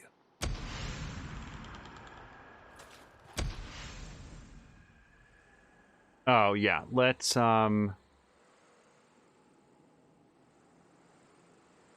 yeah, we can get over here. Yes, and hello to Haseo. Mia, thank you very much for doing the shout-out. So, yes, Phantasy Star Online 2. I don't think that I called that out properly. I think I was talking about Mobile Suit Gundam. Here's a fun fact. I know literally nothing about Phantasy Star Online. I think it's an MMO, and I think it was a console-based one that was originally on the Dreamcast.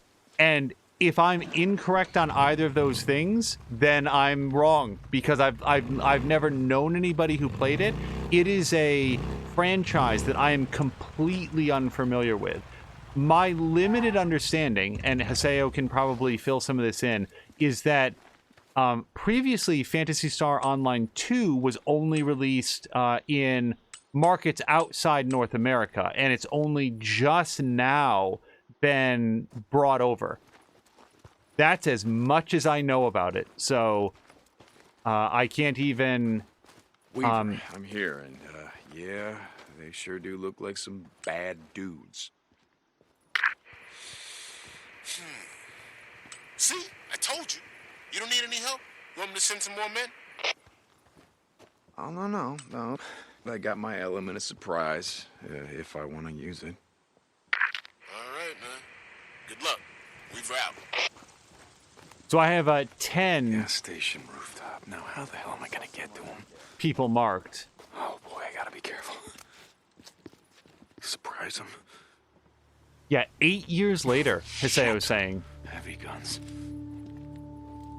Armor. Oh, great, they've got body armor.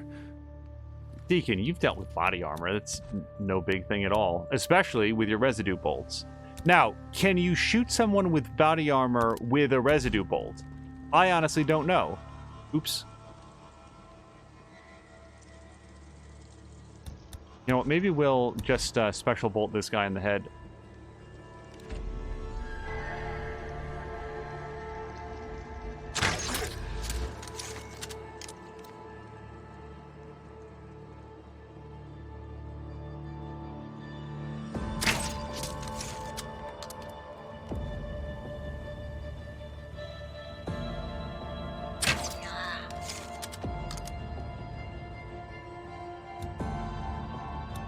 So I'm going to try to residue bolt that fellow. No, that just made him mad.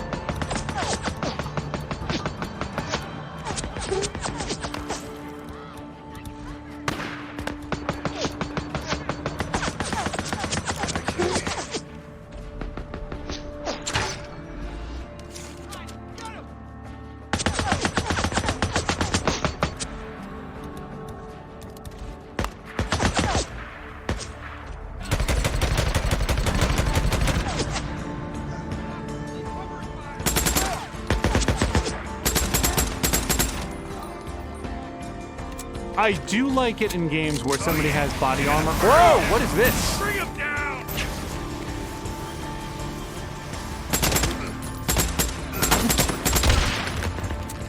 I do like it in games where somebody has body armor, and as you shoot it, it sort of comes off. That was first done, to my memory, in Perfect Dark Zero, and it looked absurd, where you would shoot enemies and they would, like, just sort of fly apart like you were knocking pieces off of a poorly designed toy. But it's gotten a lot better in more recent games, and I like it on the idea. It's a good visual indicator of the amount of damage that you're causing.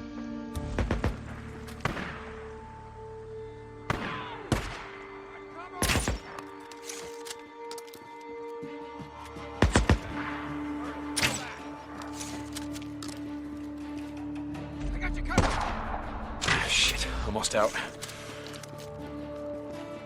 All right. I think this is basically going to work itself out at this point. We got 2 infected guys. The infected guys might wind up killing each other. Which is, of course, exactly what's happening.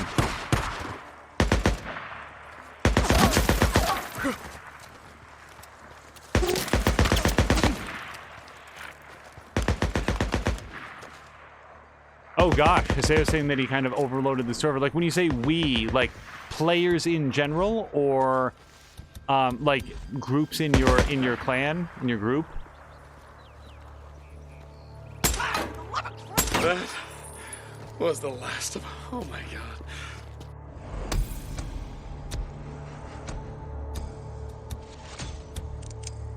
Oh, hold on. What is Rock Chuck?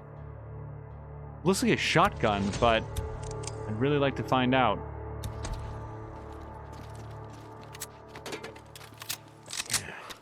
All right, let's spend a skill point, or 5, which I have 5 skill points now.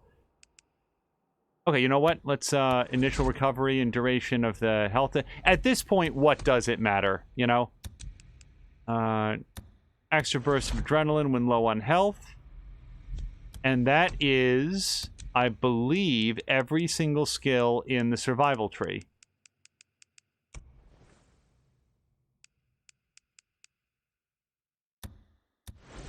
I'm gonna pop a focus thing there, and that is everything in that. And now we're on to the melee kills. So we're going to do boot knife combos, which I haven't intentionally swung the boot knife on somebody in a combo formation in about 35 hours, but who knows? Maybe someday that'll come in. Okay, so we're actually 2 skill points shy of being completely maxed out, unless there's one check mark here that I've overlooked. I'm not going to bother doing that. It's just interesting to note that we never got regenerates stamina for every melee kill, or kill smaller enemies after successfully escaping from a grapple. Just never considered it to be that crucial. Alright, and that kind of feels like it. Let's, come on, go up.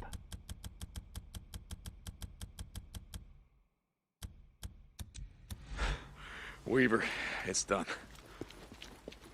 Deke, you got them all? Like I said, it's done. All right, dude. I've updated your credits. Don't know what we'd do without you. Thanks again.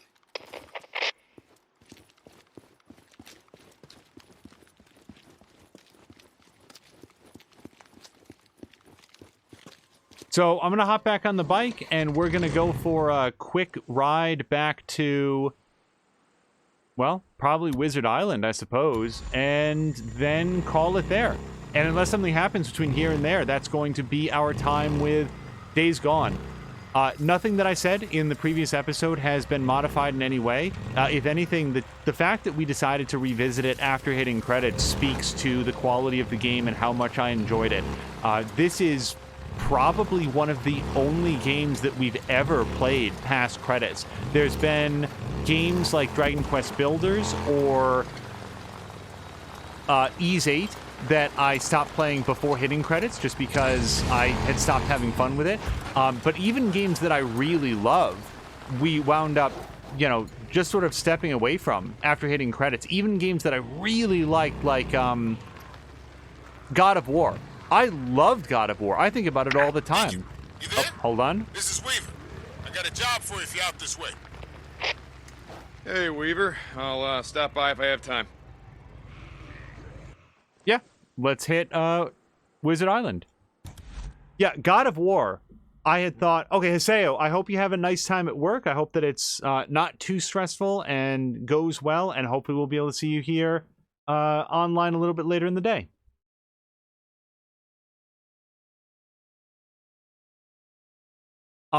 God of War, there were some optional objectives that could be done after having finished the main story, or before, but I hadn't done all of them because they were very, very challenging.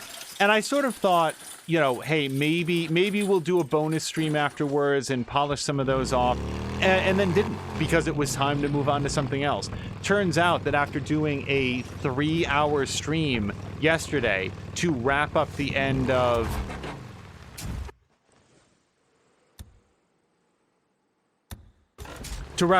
Days Gone, I still wasn't ready to say goodbye to it. And when we heard tell of this secret ending, I'm glad that we had a chance to come by and see it. Okay, this doesn't seem like the way to James Weaver.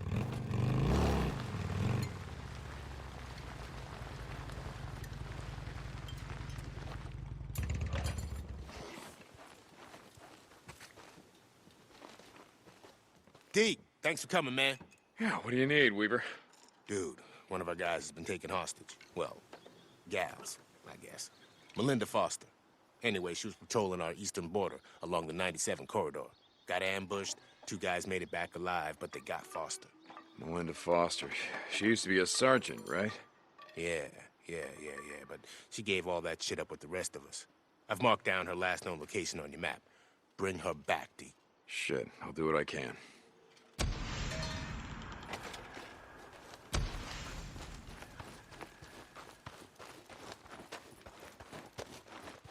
Deke, how you doing? How's it going, Caleb? Okay. Hey, Deke. See you around.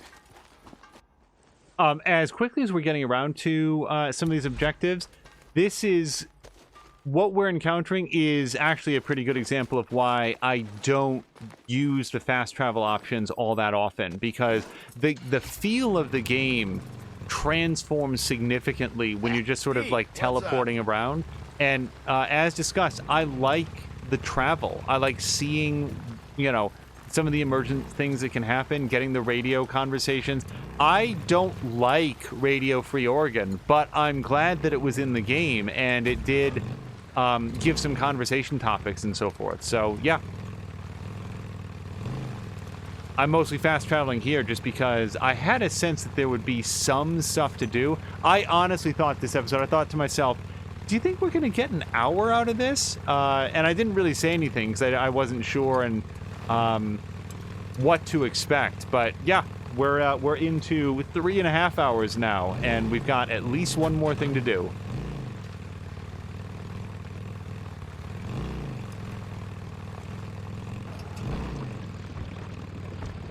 Yeah, I will look up afterwards what's the deal with New Game Plus. If I were to guess, you import all of your skills and possibly all of your weapons.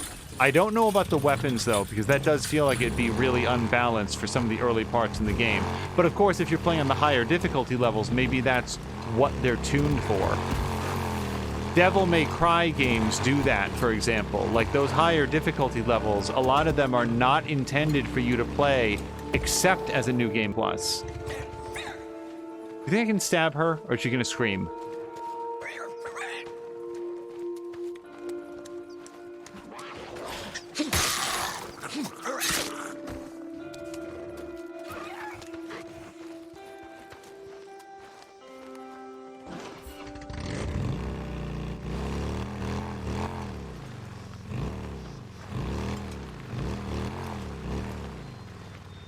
This way, according to the GPS. How many drifters you guys murdered today, huh? Yeah, I can tell by looking at you.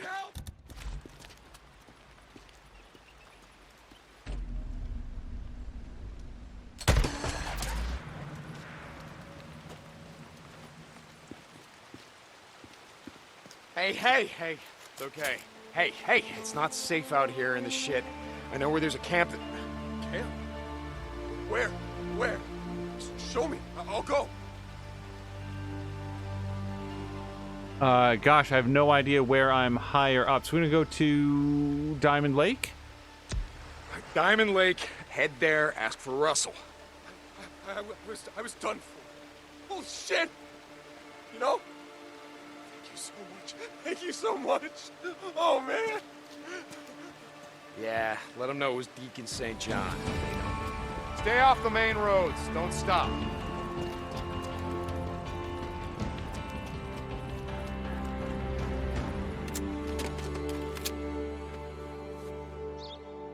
There used to be a militia bike.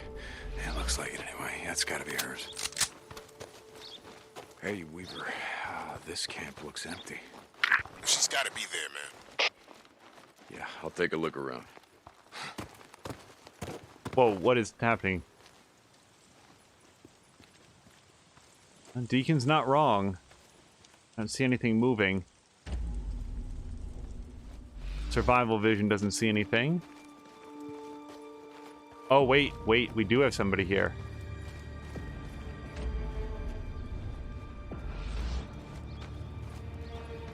The issue is I've got to find a way inside, and I don't see one over here.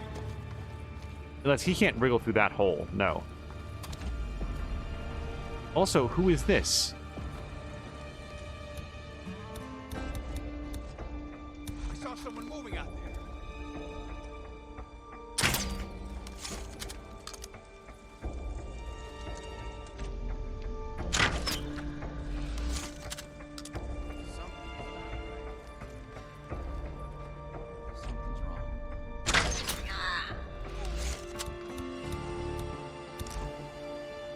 Something's wrong. Jesus, you fighting with that? Run. Go! I got you covered! Not moving, huh? Got him! Moving back! I need cover and fire! Falling back! Listen, pull back! Boy, coming around to the side of this camp turned out to be a pretty good idea.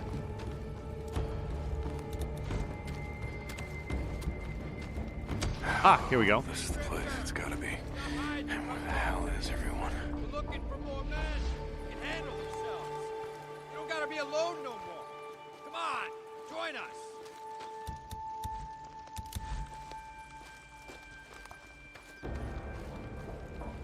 Okay. It's all of them. Looks like just another day at the office.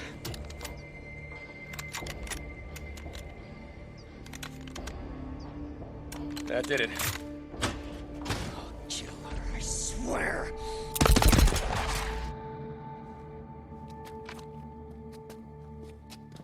How you doing, Sarge? How's your day going so far? Jesus, Corporal. Thank you. It's going great. Just great. Do you need a lift back? You see a militia bike out front? Or did the bastards part it out? No, it's still there. Okay, I'm good then. St. John, right? Thank you. I can get back on my own. You can drop the corporal stuff too. Sorry, you may have been out of the loop for a couple days.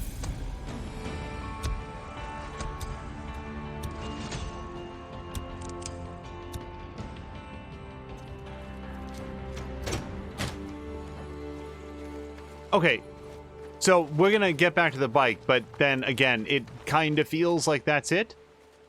Go take a quick... How do we get out of here? There's our hole.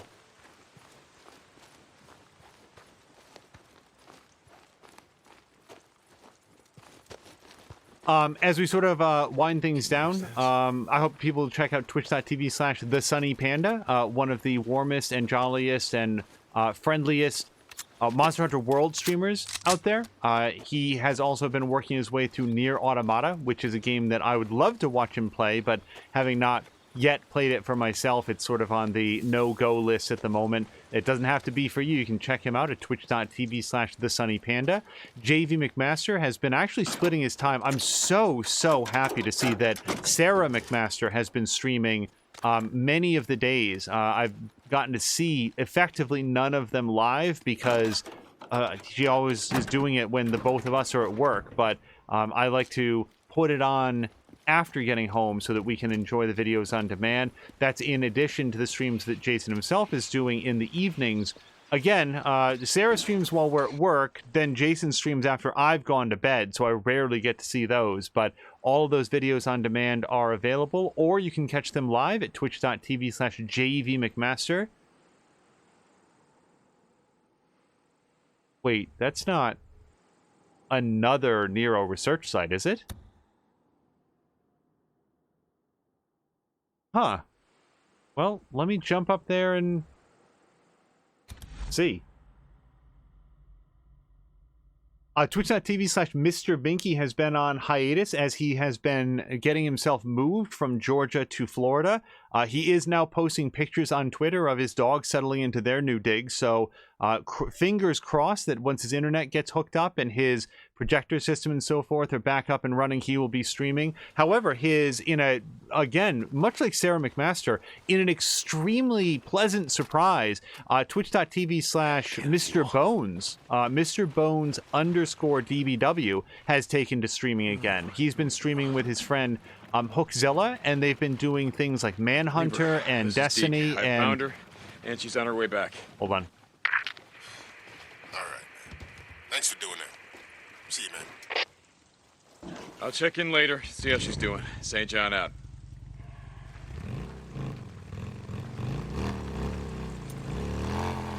Hey, Weaver, how's she doing? She'll live, thanks to you. I owe you, man. Oh, thanks. Let me know if you need anything else. See you, Weaver. All right. Should be able to take this jump over there. Yeah, both Mr. Binky and Mr. Bones do a podcast together. It's the Divided by Werewolves podcast, and you can find that on their Libsyn library. Okay, this feels like I've been here, but it's still marked on the map, so come up here and check it out.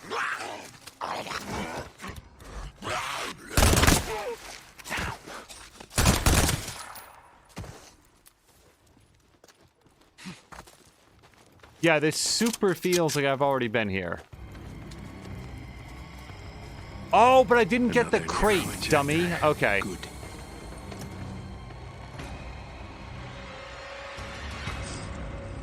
An apple a day. I wonder why O'Brien decided to give Deacon a call then. Well, whatever. It got worked out.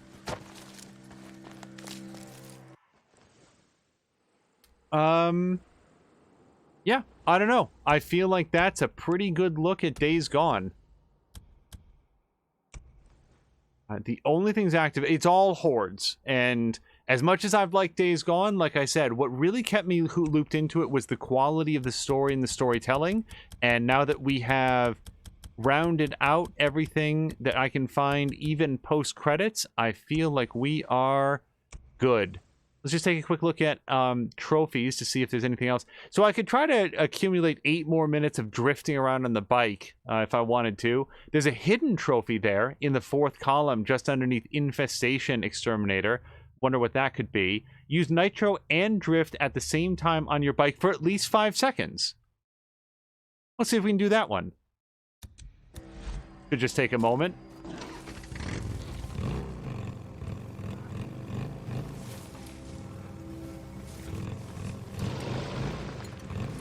That'd probably be best. What we probably want to do is get going pretty fast and then have a...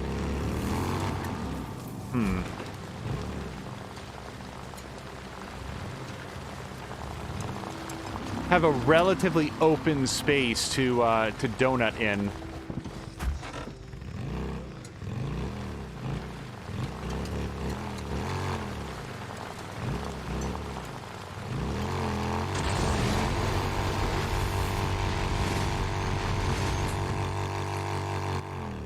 Do you think that was enough? Let's look. Bop. Bop. Bop. No. Use nitro and drift at the same time on your bike for at least 5 seconds. I don't think I have enough nitro. I think we'd have to upgrade it. And I think we can do that now. So let's go to the map. Boy, what a weird way to end things, just trying to get random achievements. Let's fast travel here. Yeah, we're rank 3. This should be willing to upgrade the bike.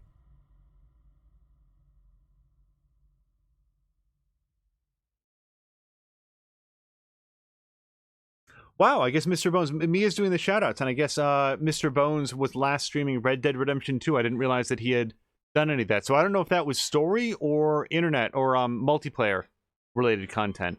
Let's see. Toxic is surely still doing an even mix of Sea of Thieves, as well as Call of Duty Modern Warfare, and you can find him over at TOXIKK. When he does Sea of Thieves, he'll do it with Patikin and Sanka UK, which is pretty much the way you would think it would spell, SANKUK, and Patikin at PETIEKEN. I think we did a shout out for him a bit ago. But Toxic is TOXIKK. Really, really fun dude. Hey, how's it going, Deke? Hey, Joe. Nice. Turning that stuff. That's all I got. Hey, Deke. You stay whole out there, man. So, it turns out that this guy's guitar songs are one of the collectibles, and unfortunately... Oh yeah, so just stepping up to him gets that. So now I'm going to run away so that we don't get a copyright strike. And let's check out the nitrous guy here. Buy something? Buzz, how you doing? No. Crud. Who sold Nitrous 3? Does anybody remember? Because it's not the other camp here. Okay. Check back I may later, be losing interest in this project, but let's do a quick... Wait, I can refuel as well. Check out my shit? You go through a lot of this shit, yeah? Sure. All right. See you. Let's fast travel. I thought it was Wizard Island that had the nitrous guy, because I'm pretty sure... Oh, wait, where am I? This isn't Wizard Island. This is Iron Mike's. Whoops. Well, that explains it.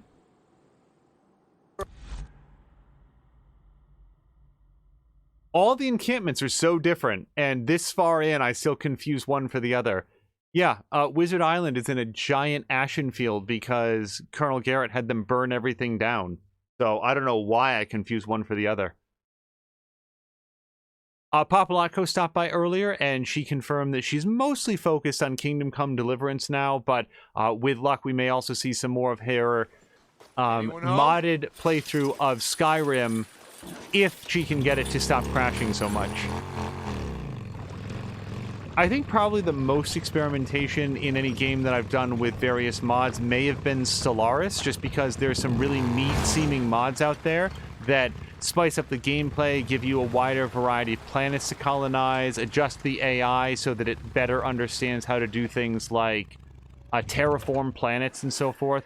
But even then, I'm always mindful of, like, boy, I could potentially dump tens of hours into this game before I realize that it's fundamentally broken in some way. Yeah, this mechanic is the guy that can't do it. That's okay. Let's do a quick fast travel up to this base. And if this guy doesn't have it, then we're going to call it. Otherwise, I'm hoping, crossing fingers, that if we get Nitrous 3, we'll be able to get this one achievement. As you can tell from this playthrough, or any playthrough that we do, I'm not especially beholden to achievements, but especially if it's a game that I like, and I look through the list and I realize, oh, this actually requires minimal effort, it's just going to do it. Those are the ones that I'll try to get.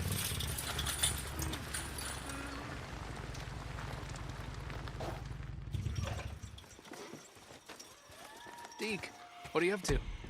How's it going? Performance. Son of a bitch. Yeah, okay. So we don't have quite enough trust, and I just sold all my bounties, and there's no more missions to do, so... See you, Deke. We're See you later, Lucas. Gonna call it here, with one quick exception. Even though we just did it, we're gonna do a fast travel back up to Iron Mike's, the Lost Lake encampment. Oh, I like the fact that they updated the description here. The Lost Lake encampment is run by Ricky Patil, who wants to carry on Iron Mike's legacy of hope. That's clearly an update from the events at the end of the game. And the reason that we're coming back here is that in our headcanon, this is where Deacon decided to live out the remainder of his days, hanging out with Sarah, maybe continuing to search for some sort of a cure to address the newt population, but otherwise having accomplished everything that was important to him. And we could quit the game at any point, but I like the idea that we are leaving them together in the encampment where they've made so many friends and fought so hard to find some way to build a sustainable situation. They've got their hydroelectric dam, they've got their repaired transformers, they've got a farm, they've got all of the rippers have been cleared out, and reasonable working relationships with the likes of David Copeland and Tucker. Somebody's at the gate. I know him. Let him in.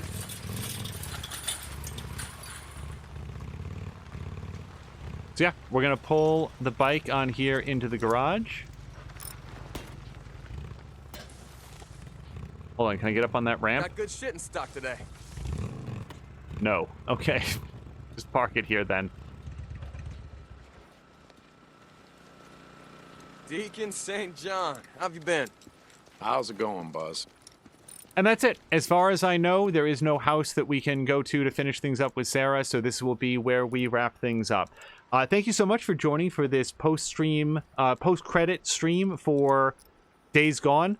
This will be the last stream that we do of Days Gone, unless I decide to do a like a new game plus on a harder difficulty level. But if that ever comes around, it will be far in the future because there are so many games left ahead of us. Thank you so much to everybody that I've mentioned. I hope that you will. The last shout out that I didn't do yet was More Than a Mia, but she'll be streaming this evening. I hope that you will check her out, usually starting in the realm of 5:30, 6 o'clock in the afternoon. So check her out and keep an eye on Twitter because you'll always know when she or we go live if you keep an eye on her Twitter page. That's going to do it. We do have our next game at least tentatively picked out. We will be giving that a shot probably not later today, but maybe Tuesday. Mondays and Wednesdays notoriously difficult for us to stream, so hopefully we'll see you in about 48 hours for the start of something brand new. It's a game that's come very, very highly recommended, and I am looking forward to checking it out. If I can offer a hint, it is a game that I believe Papalotko has played through on her stream, and I needed to avoid seeing too much of it because I knew it would be coming up in our rotation at some point. Thank you very much to Feecrest. A quick shout out for Feecrest, who has elected to start up a full-length playthrough of the Mass Effect trilogy. Not sure when the next episode might be coming because such is work and family life, but keep an eye on that as well because I, for one, am interested to see how that goes. Thank you so much to Feecrest, More Than a Mia, Alec Nax, and then finally one big special shout out to Malik, who gifted so many subscriptions during this playthrough. I don't know that I am worthy of it, but I really appreciate the vote of confidence. Check out our About stream for direct links to many of the streamers that we've just mentioned and shouted out. And until next time, thank you so much, and I hope you have a great night.